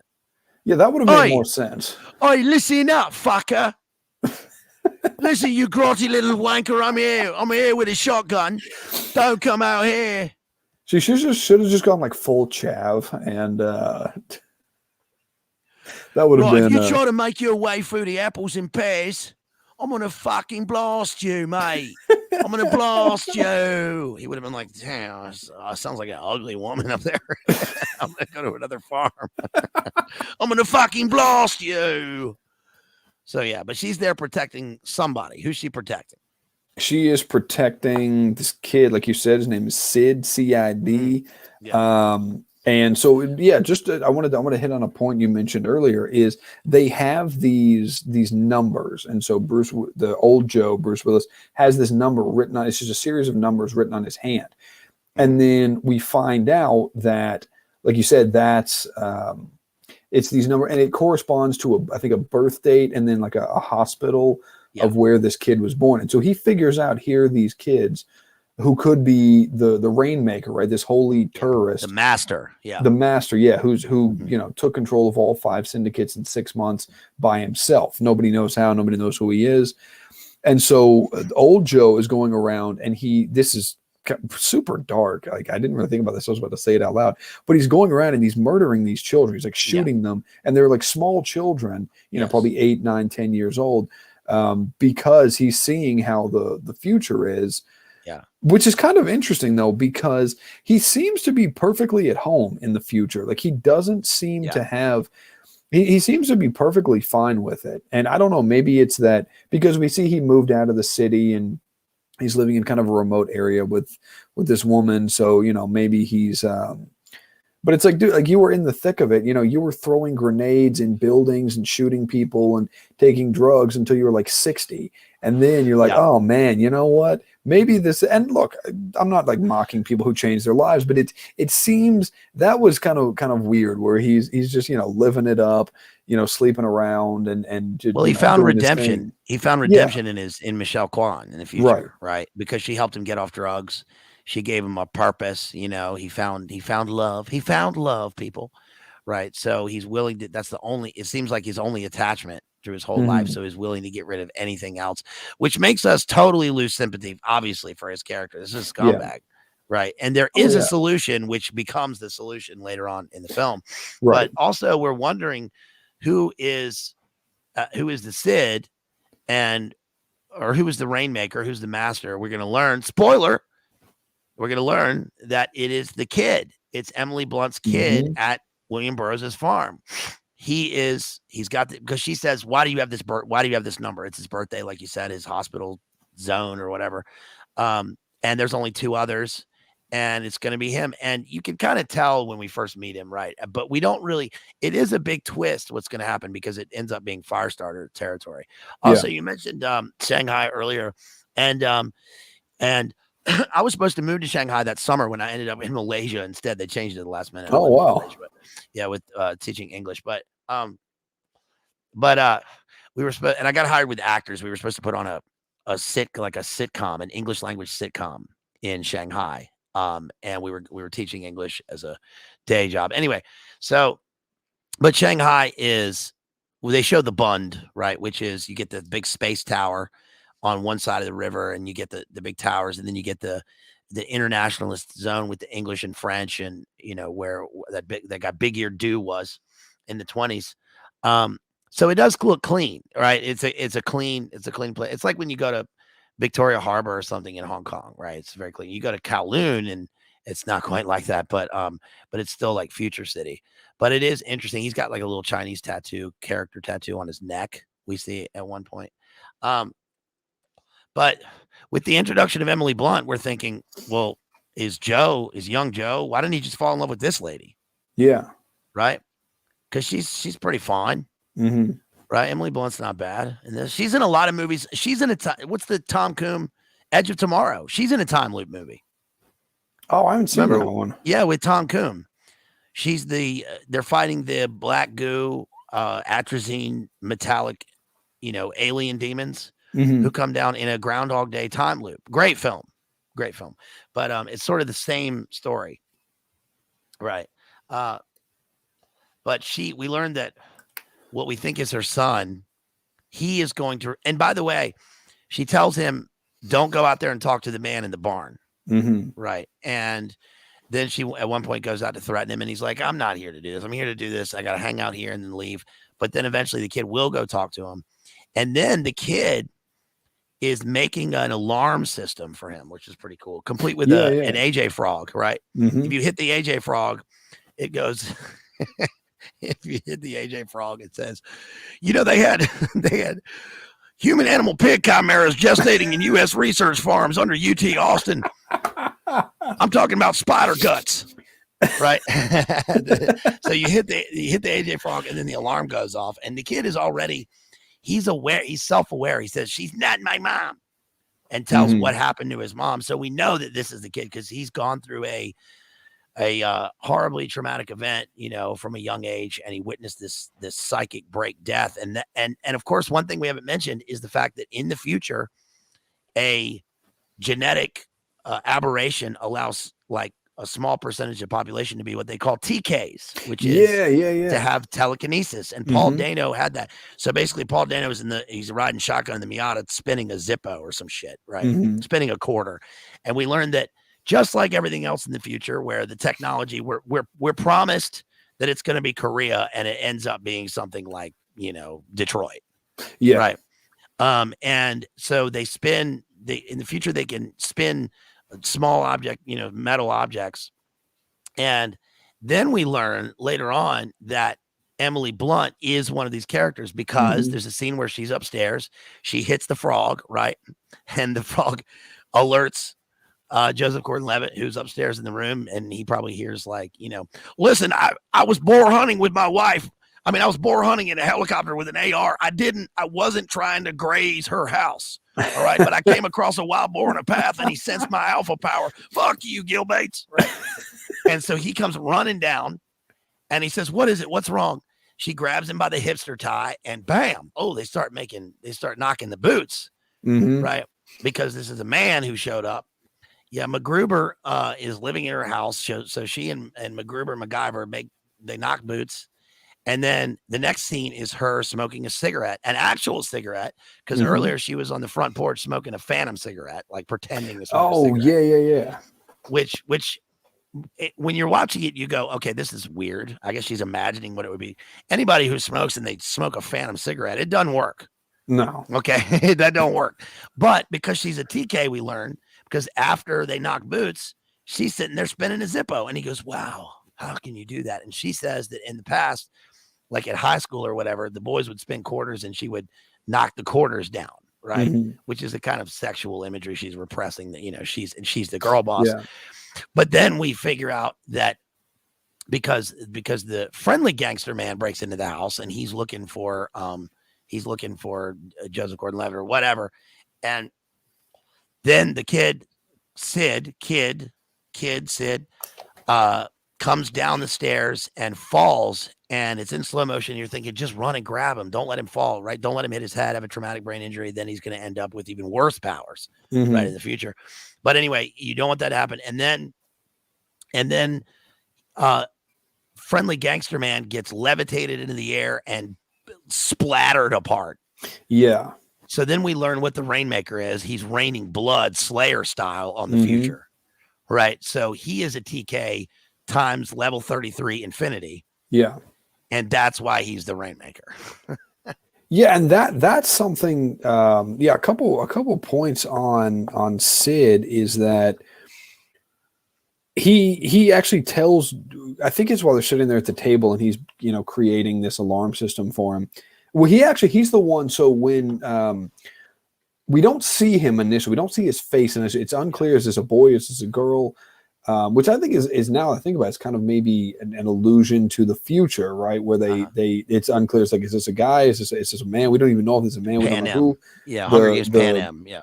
Yeah, who the Rainmaker is, because when Joe is he's going through these withdrawals on the porch, we see this small child come up with a water bottle, with the flip up straw, and he gives him water out of his own bottle, and then Sarah, the Emily Blunt character, comes along and was like, no, gets him off upstairs. Rushes, that sounded kind of weird, like rushes him off upstairs. And so she's trying to get him off. She's trying to get him off upstairs. I was talking about Sid. So like, okay.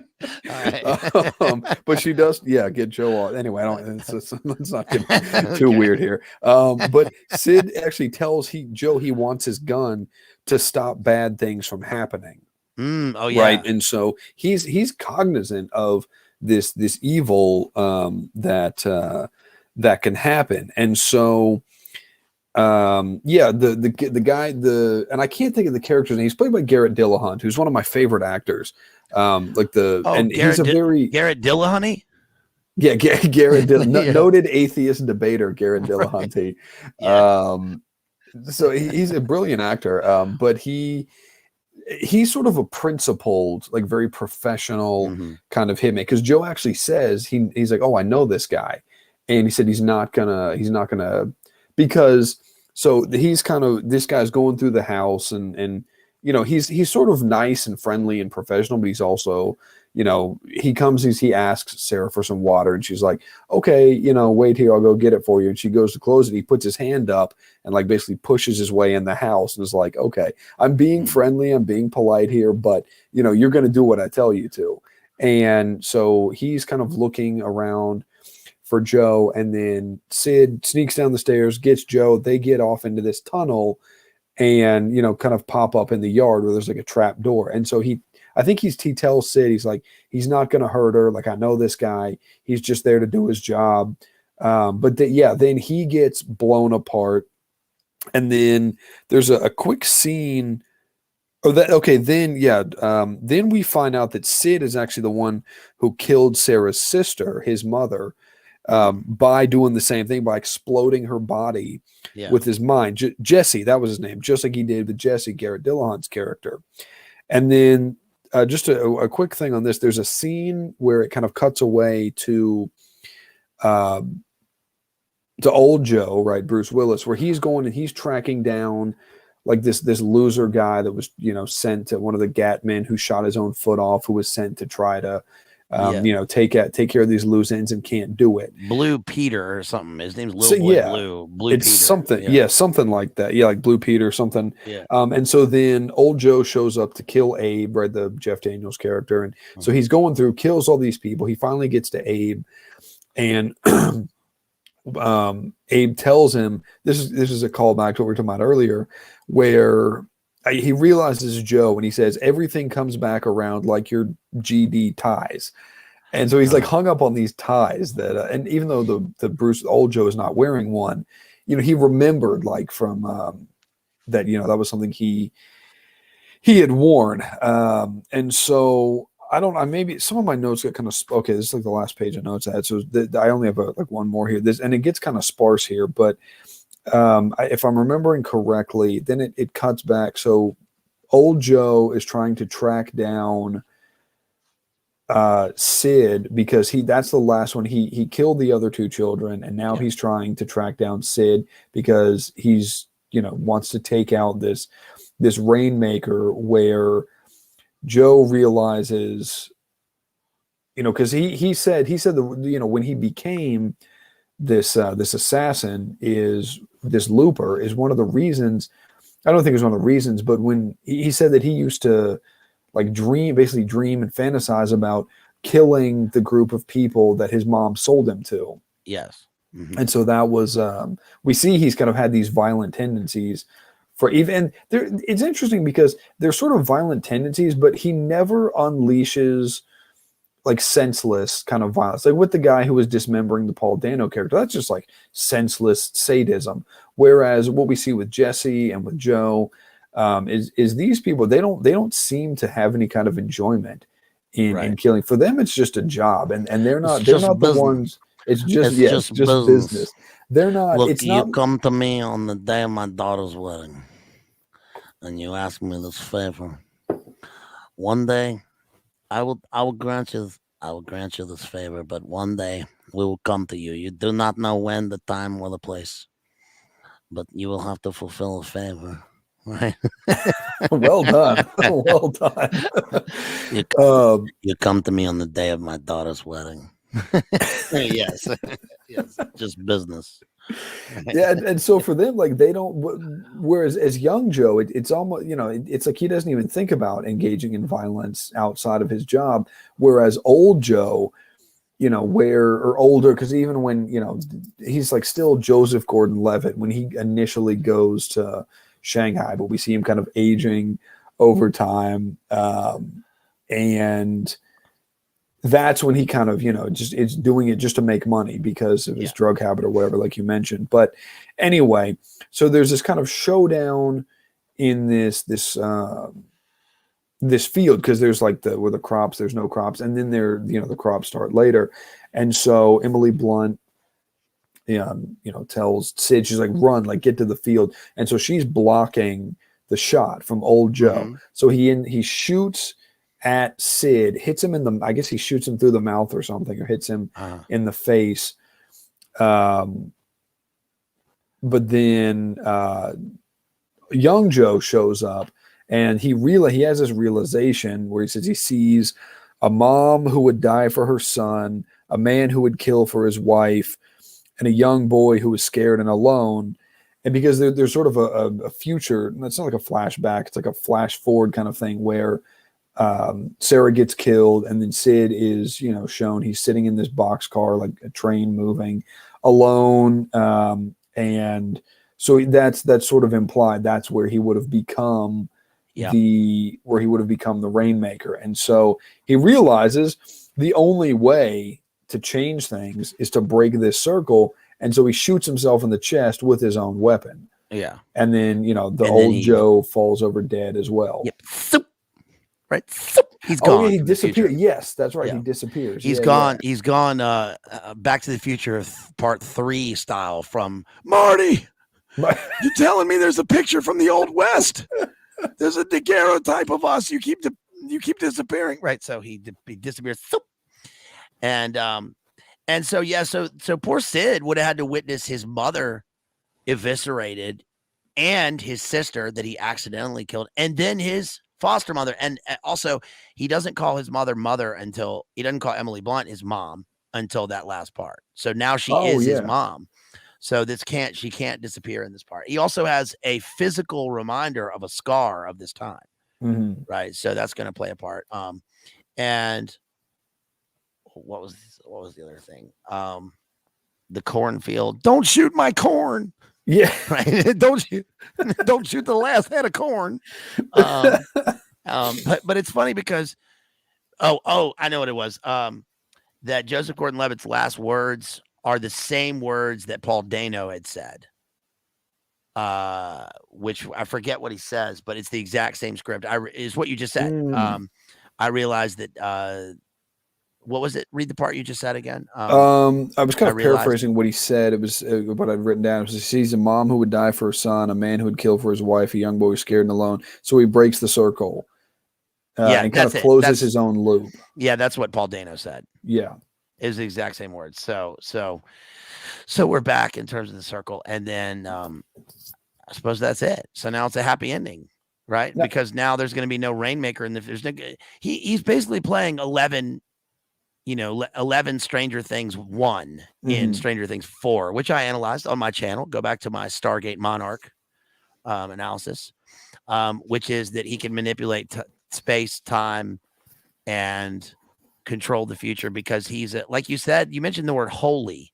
They said that the Rainmaker is some kind of holy terror in the future. So he's almost a supernatural figure in this, right? Now through genetic, through genetic alteration and mind control or whatever, but he's still a supernatural figure in their paradigm, I suppose. No, that's a good point, and I know you don't have a ton of time left, but you got to get to Boiler Room. We got time. Just keep on rolling, bro. I wanted to ask because there was a few things you'd kind of touched on, and these are things I don't know a ton of. One of them I do know a little about, but I may have missed the connection. So you can kind of take these however you want. You'd mentioned the telekinesis kind of aspect, and with the fire starter, and then you'd also mentioned Monarch. So I was curious to see because I don't know if I'm sure like you mentioned with I haven't seen Stranger Things, but I think there's a telekinesis kind of aspect. I don't know if that's where you're going to go. Whole thing. So go wherever you want with that because I'm curious, especially to hear with the fire starter and the kind of Monarch and how that ties in. Well, where's my copy of Firestarter? Fire. Here, hold on. I got it right here. Okay. Firestarter, Stephen King. This is a good book. I'll be doing a shameless self-plug. I don't read Stephen King books. I'd only ever read Firestarter. Okay. It's not canon, and I don't care about that. But I did read Firestarter because I saw it when I was 4 when it came out. And then when Stranger Things came out, and then Stranger Things came out, and I thought this is Firestarter. So then I read the book, and then I reread it when I did the analysis, and it's essentially this. Firestarter is about Firestarter Stephen King. The shameless self-plug is that I'll be doing The Dark Half by Stephen King next as part of our Spooktober. That's just for fun. That's a Spooktober spooky season stream. But Firestarter is about a girl There's a reboot that's not bad with Zac Efron, but the original one has Drew Barrymore, and Drew Barrymore plays a telekinetic, pyrokinetic child who is a victim of an MK Ultra program. Literally, it's literally in the book. But And it's mentioned by name, MK it's Ultra. mentioned by name. Yeah. They even talk about MK often. Yeah, let me see if I can find this. MK often and SRA. So right here on page 64 of this book talks about the two had gone hopelessly insane, and both of them were maimed, one blind, one suffering from psychotic paralysis. One of them confined to the Maui compound. Maui! Wow. The Maui compound. That was an MK Ultra facility in this. I just realized that. Wow. When they should remain until their miserable lives ended, going down. So then there were three since 1977 when the long dormant Lot 6 project had suddenly got red hot again. A fellow named James Richardson, who now lived in Los Angeles, had been under constant covert surveillance in 1969. He had taken part in the Lot 6 experiment, and during the course of the drugs and influence, he had demonstrated the same startling range of talents as the rest of them: telekinesis, thought transference, and maybe the most interesting manifestation of all, at least from the shop's specialized point of view. The shop is the CIA. Mental domination. And then they talk about, I don't know, they reference Sid Gottlieb and all this stuff. Winter is coming. They're referencing the Winter Soldier and MK Delta. This is part of what my own book is about. Is Monarch is the Firestarter is the same kind of character that Monarch is in my book. But Stranger Things deals with that because I can't believe you haven't seen Stranger Things, dude. You got to see season 1. 11, we find out there's a group of kids in Indiana. They're in the Midwest, and they find a little girl, shaven head, who's escaped from a Department of Energy facility, which is supposed to be Montauk, supposed to be the Montauk facility. The show was actually called Montauk when it started, where they have the big radio tower on the top. And she's escaped, and then we learn that she has telekinetic powers. So and also 11, like number of the occult, L, right? She's kind of a demigod figure. And then in season 2 and 3, so the point of the show is that the CIA is doing an experiment. They're using people, they're using kids as experimentation. They're doing experiments on them in order to do Uri Geller type of spoon bending, and then later see what powers they can come out of it through a Dr. Green / Louis Jolly West / Jonas, all these guys, Sidney Gottlieb, right? A project, MK Off and MK Naomi, where they are putting them through mind control, psychosexual torture in order to fracture their minds so that they can program the altar. And the altar has powers. And so 11 ends up the one who can do this the most. And then they use her to open a Stargate. It's a gateway between the world and the spirit world, which is the upside down, which is the inverted world underneath the town. And so then she escapes, and then later she has to come in, and a gigantic Baphomet demon figure is coming out of, a alien demon is coming out of the upside down through the Stargate, and she has to physically close the Stargate with her mind. And that it's really well done. I like it. I love the show. And then it ends up that there's a 1. She's the 11, but there's a 1, and the 1 is a guy who works at the facility, and he's older, and then he sort of trains her, and then he becomes like a pinhead alien demon predator guy who's going to rule the upside down as a kind of prince of hell, using her as a surrogate, and he can control time. And that's in season 4. And so that's what that's what the kid is in this. He's like the Rainmaker figure who would be like part of that. Okay. So he goes through the same things, but not in a facility that we're aware of in the movie, but he goes through the same things that fracture the mind that lead to these powers. Right. And so anyway, that's the tie-in that I have with that. Everybody should go back and check out my Stargate Monarch stream on Stranger Things season 4 if you are interested in that. Talk about, and then so I did a Firestarter analysis and a Stranger Things analysis. Okay. Yeah. One thing I was thinking, and I don't know, there's probably no tie in here. I don't know. That just popped in my head is I was thinking about I think this might have been a real thing, but I remember there was I think it was a David Carradine movie, like one of those movies he did later in his career. David Carradine is one of my favorite actors, brilliant actor, but he did some movies that most people would not be considered to be masterpieces. Mm-hmm. And there was one, and I'm trying to remember, it was something like there was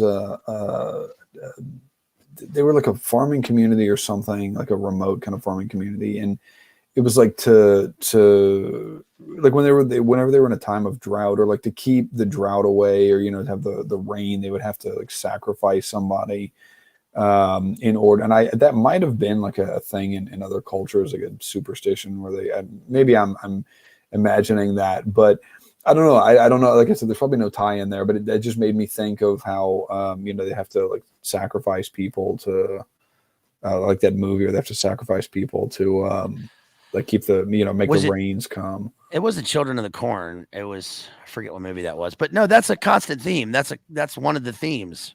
That's one of the themes in occult/intelligence documentation, movies, books, right? I mean, that's what The Wicker Man is about. Oh, right? Yeah. That's sacrificing right. someone in the community so that Lord Apple, what's his name? Lord Summerisle. Summerisle is the occult elite guy who runs the island of Summerisle, so that the apple crop can continue. And it's in the reboot of Wicker Man. Mm-hmm. That's what Shirley Jackson's Shirley Jackson's The Lottery is about. That's what Hunger Games is about. So sacrificing someone in the community in order to appease the gods, right? Remember, it's in Apocalypto. They're doing that on top of the ziggurat. Oh, yeah. Excellent point. So in a way, that's a good tie-in, because it's like they're sacrificing this child for the rain, because of the rainmaker. So it's kind of an inversion of that. Like the rainmaker is raining blood, so they need to appease him. But then the other side wants to eliminate him. So that's a pretty good tie-in. Yeah, it's like just random thought. Yeah, I guess that does make sense. Yeah. I'm trying to Lord Summerisle. Lord Christopher Lee. Lord Summerisle. That's a great film, dude. Yeah, no, it's very, very good. The original Wicker Man. The soundtrack is amazing. Hey, what'd she say? Hey ho, who is there? Right? What's her name? Not Patsy Kensit. Oh my God, there's so many names. What's the name of the actress who's in the Wicker Man? I can't think of it. I'd have to look it up. Oh my gosh. The blonde. Christopher Lee's in it. Britt Eklund. Britt Eklund. She plays Willow. Yeah, she plays Willow. Who is there? Yeah, that's a great song, dude. When she seduces Edward Woodward or whatever his name is upstairs. Get the Wicker Man soundtrack, y'all. Great fall music. Oh yeah, for sure. Yeah. Oh, Klontarf makes a good point. I'd read this in a literature class I did in college. He mentioned the short story "The Lottery." Yeah, I just mentioned that. Yeah, Shirley Jackson, "The Lottery." Yeah. That's and that when they stoned them. That's right. Yeah, they pile stones. On top of them. That was a good story. It was pretty dark, but I don't know. I thought it was pretty good. Well, Chris mentioned the psychopomp. Good call, Chris, because the psychopomp is literally named in the dark half, because I'm going to do my full analysis of the dark half, but he goes to a spirit guide, kind of like in Poltergeist. Carol Ann, hi, my name is Sandy. I'm here to release her from the spirit world and then to monetize everything that I do. We're going to have t-shirts. Remember that little lady? We're going to have t-shirts. No, but this house is clear, right? The psychopomp, he goes to the psychopomp and asks what's happening in the book. I don't want to give away the book, but a psychopomp is a spirit guide, right? Mm-hmm. That is supposed to usher you into the other world. So, Anubis is a kind of spirit guide. Saint Michael is a kind of, I'm not saying is a psychopomp, but I'm saying functions as a kind of psychopomp when you were looking at the archetype. Yeah, right? yeah. And so who's the psychopomp in this? I suppose it would be the boy. Yeah. Right. Because he functions as a kind of a demigod in this, in the spirit world, and not Orphic, I suppose. Yeah.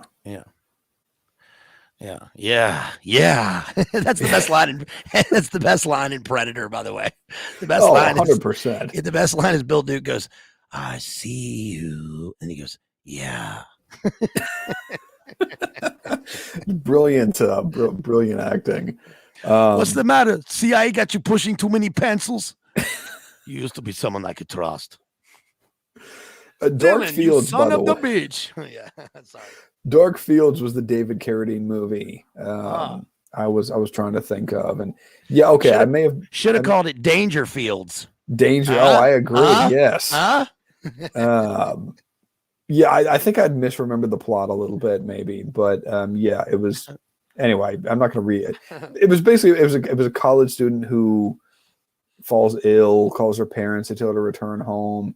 The entire town had been cursed, and they demand that she sacrifice her younger brother to avoid an even worse curse. And there's like a demon that appears.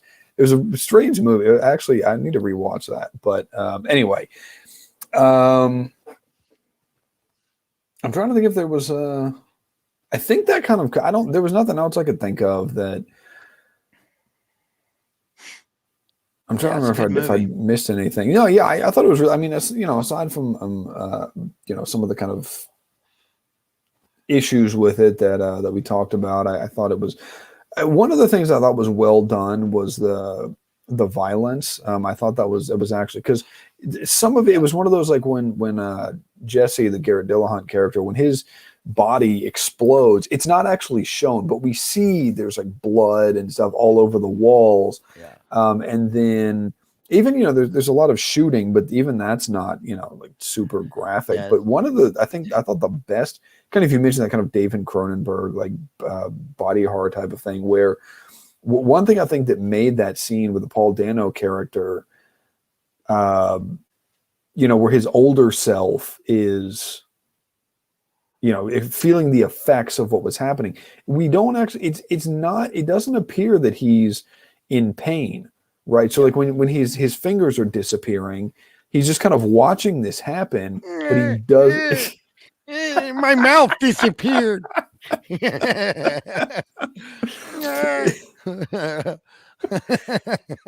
I thought that was really well done. I thought it was that I think was more effective than I got no tongue in my mouth. Because imploding within to himself. Right, yeah.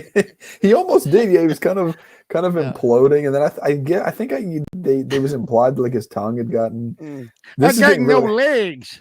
I got no legs. You ain't got no legs, Paul Dano. Yeah, if there are any children, sorry to anyone. This is not a family show. I ain't got no legs. I was going to do a whole Forrest Gump thing. I'm gonna spare you all that. Moldy Apple says do a whole stream with that voice, please, and thank you. Which voice? I ain't got no legs. Yeah, an entire stream just with that. So some takeaways from this: the future is not as tech as you think it's going to be. Instead of religion, they have time travel. That's their religion. You can live again. You can live forever, or you're in a. They avoid multiverse in this, but they, you have a that functions as fate. It's almost pagan. It almost goes back to a sort of, we live in a paganistic world with a psychopompic demigod rainmaker that you have to sacrifice to, right? And everyone's all over the place. And what else? Time travel. Yes, time travel again. The tech. they avoid the face swapping in this. They just go with hard makeup, and in my opinion, it was extraneous. It didn't work. They didn't need that. It wasn't consistent. It wasn't consistent in the film to have him look like that. Yeah. It was almost like, listen, mate, I'm Rian Johnson. You know, we couldn't get Tom Savini for this movie to do the makeup, right? So we're going to get you, and this will guarantee you an Oscar, right? The face makeup. So that seems like kind of why they did that. I don't know. When are they talking about actors sitting in oh, it's so brave. The actor had to sit in the makeup chair for 3 hours every morning at 4 o'clock in the morning. It's like, okay. There's a great clip of Denzel Washington with a roundtable group. Like it's De Niro and these other actors. And this is great. They ask him, they said something like, you know, is it tough being an actor? And he's like, is it tough? Listen, he's like, I was a garbage man. I was a garbage man for a few years, right? That wasn't tough. You know, you do all the work you can in a few hours and then you get to go back home to your family. Being an actor, though, is a luxury. This isn't tough. I know everybody in this room, you know, that dust, right? I know everybody in this room, you know, knows that. Everybody here is extremely talented, but it's a luxury. And he's right. Right. You can imagine afterwards, they were like, how the fuck could you say that? This ain't no luxury. You're not invited tonight. Tom Coombs says you're not invited. Fidelio is no longer the password into the Eyes Wide Shut thing. And he's like, I don't give a fuck. Shout out to Denzel is like, he's one of the few decent, like he seems like just a really good dude all around. King Kong ain't got shit on me. I just watched that a few weeks. I love that movie. He was, you know, that I think I like that.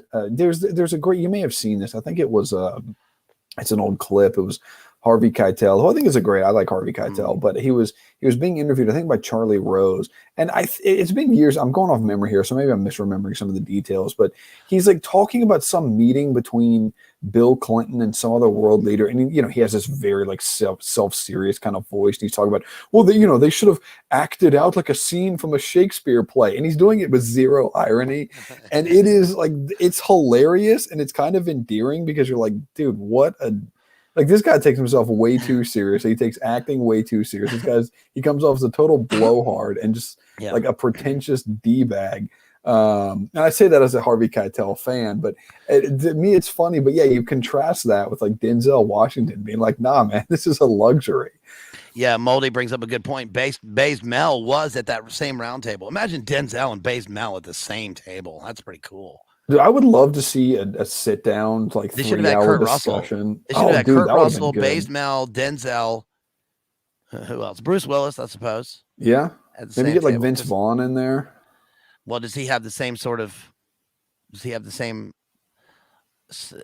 paradigm as those guys seem to have? I don't know. It's pretty hard to be as hardcore as Mel. But I know he's tight with Mel, and I know he's not. Oh, sweet. Okay. Yeah, I know. Apparently, they're pretty good friends. There's a famous photo of the two of them. It was some award show. I don't know if it was the Golden Globes or something, and they're sitting next to each other, and I don't know what was going on. You could probably tell what was being said, and they both just kind of have these looks on their faces where they're just like exasperated, like this is stupid. I'm hesitant of John Voight. I don't trust Von Joyt because of Angelina Jolie and what she was caught saying in that interview, right, about the rituals and the Adreno. Remember, she's like, "Oh yeah," and she wore the the blood and and then her brother, all that stuff. Yeah. So I have a feeling that she went through something when she was younger, and so that I don't know about Von Joyt. But I knew you smoked. I knew you like to smoke weed. I didn't know you like to get wet though. Wet? What's wet? What's wet? That dust. Big Dipper. Right. He like puts a gun to his head. He's like, man, nobody put a gun to your head and made you smoke that. Yeah. They stop in the middle of the street. And the guy's like, honk, get out of the way, sir. And he's like, what you doing, motherfucker? He like points it in the middle of the street. Overall Slauson.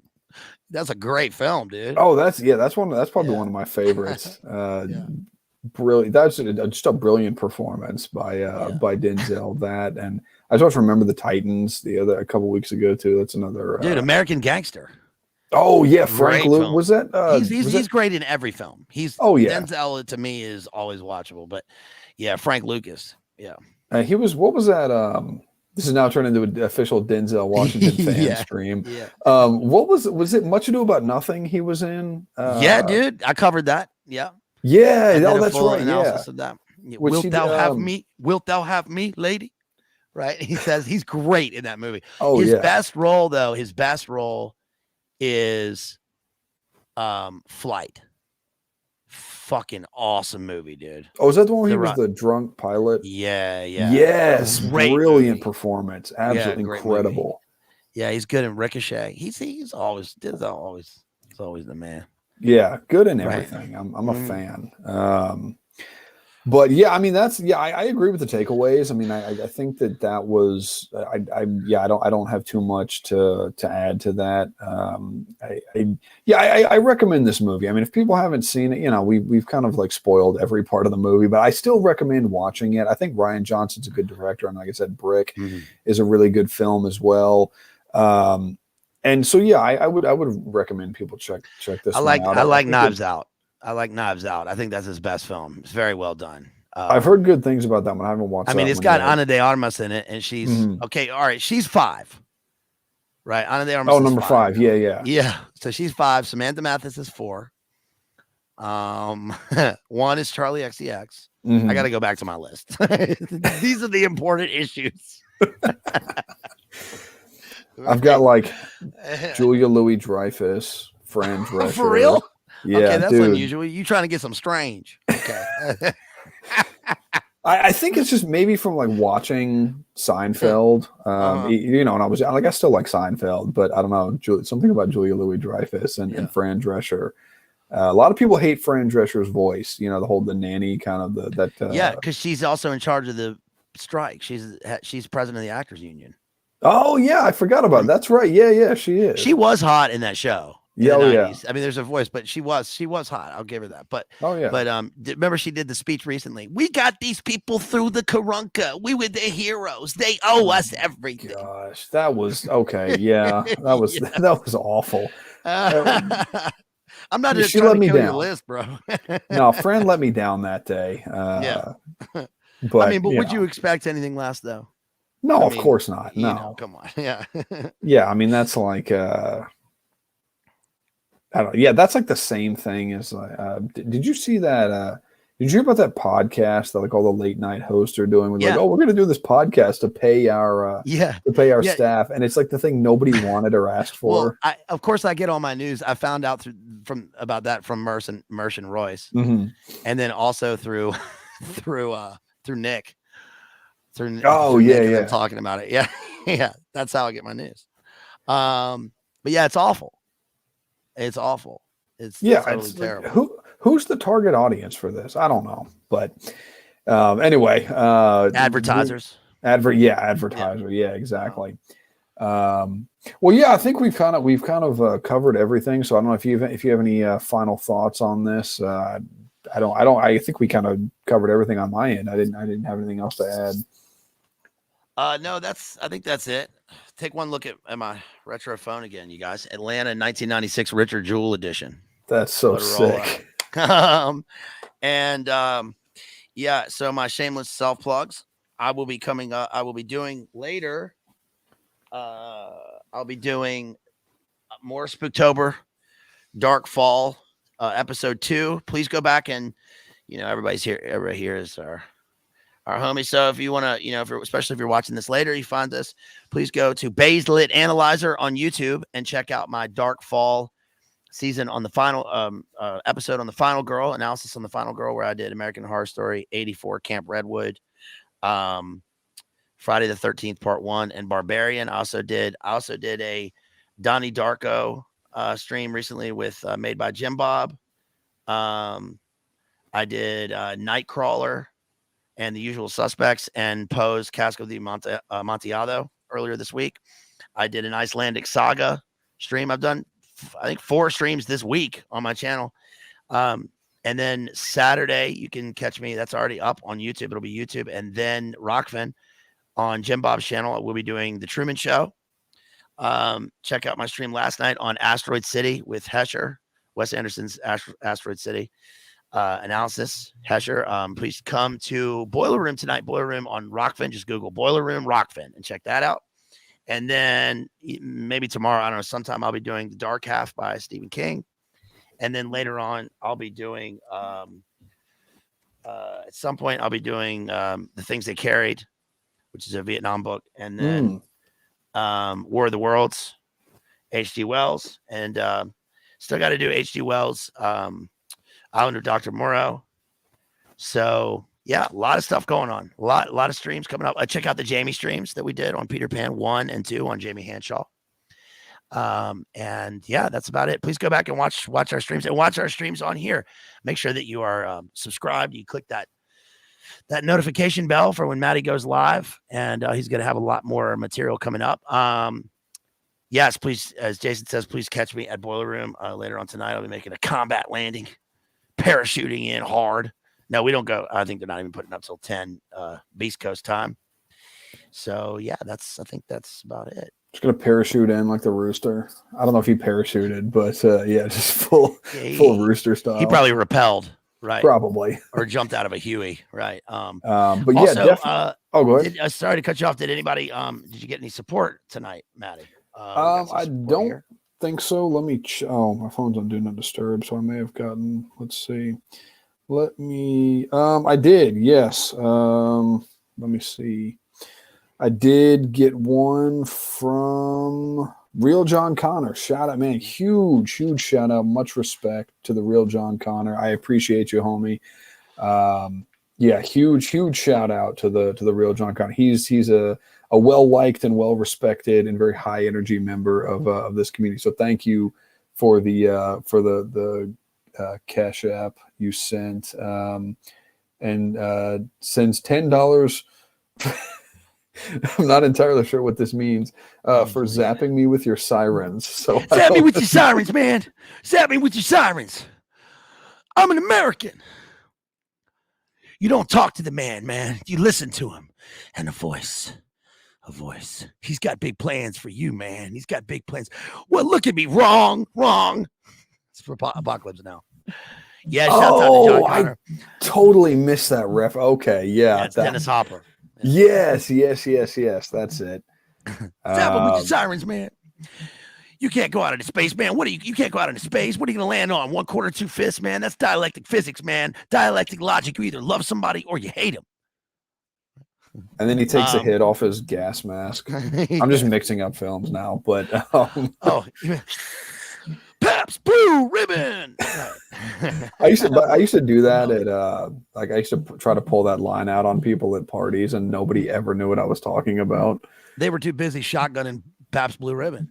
Yeah, are there? Somebody's drinking some like snobby kind of beer, and yeah, it's I used to have bits I used to do on people at parties. I had a whole Jesco White bit I used to do on people, and no one ever got that one either. But anyway, yeah, that's shouts out to Real John Connor because he sent $10 here, zapping me with your sirens. So he split our super chat. So thank you, Real John Connor. Appreciate you. And shouts out to Kristen, who sends $5 via Cash App. Thank you so much, Kristen. As always, appreciate you. Yes, shout out to all the homies out there. Huge thank you for that. Yeah, and definitely go check out BLA's channel. You can if you're not familiar, you can catch that. You just click on his name in the title. That'll take you there. I actually found one of my all-time favorite films from watching his channel, which is Midnight in Paris. Nice. Incredible. I'd heard of it. I'd never seen it. I listened to his stream on it, and then I think that night I went and watched the film, and then I watched it again the next night. And I think I've watched it 4 or 5 times since. Woody Allen is a horrible, disgusting creep, but whatever. That's an amazing movie. Absolutely brilliant. Well, that's good. I appreciate that. That's good to know. Yeah. Yeah. I've done, and then that ties in with Hemingway. I've done 2 Hemingway streams. I did one on In Our Time and Farewell to Arms, and then The Sun Also Rises and A Movable Feast. So please go back and watch those if you like those streams about the Lost Generation. I've also done Jeff Stein McEffrey, Great Gatsby, another Lost Generation themed stream. So yes, thank you everybody. Thank you for being here, and good times, Matty. Yes, thank you. I look forward to your next film film idea. There's so many things, and maybe we can do one for Spooktober. We got to do something scary that nobody's done. Maybe we can do Ernest Scared Stupid, which is like the best Halloween movie, by the way. We can, yeah, I'm down with that. We can definitely talk. Yeah, I appreciate you being. I know you've been streaming like crazy this week and pulling double duty tonight. Fun. So I really appreciate you taking the time to come on. It's always a blast having the homies on the show. Yeah, I got some Spooktober ideas we can discuss off stream. So thank you, everybody. Huge thank you to everybody for hanging out in the chat. I appreciate each and every one of you. Yeah, I've got a couple streams I'm working on. So hopefully I'll see y'all back here within the next week. So y'all have a good night, and we'll see y'all soon. Peace.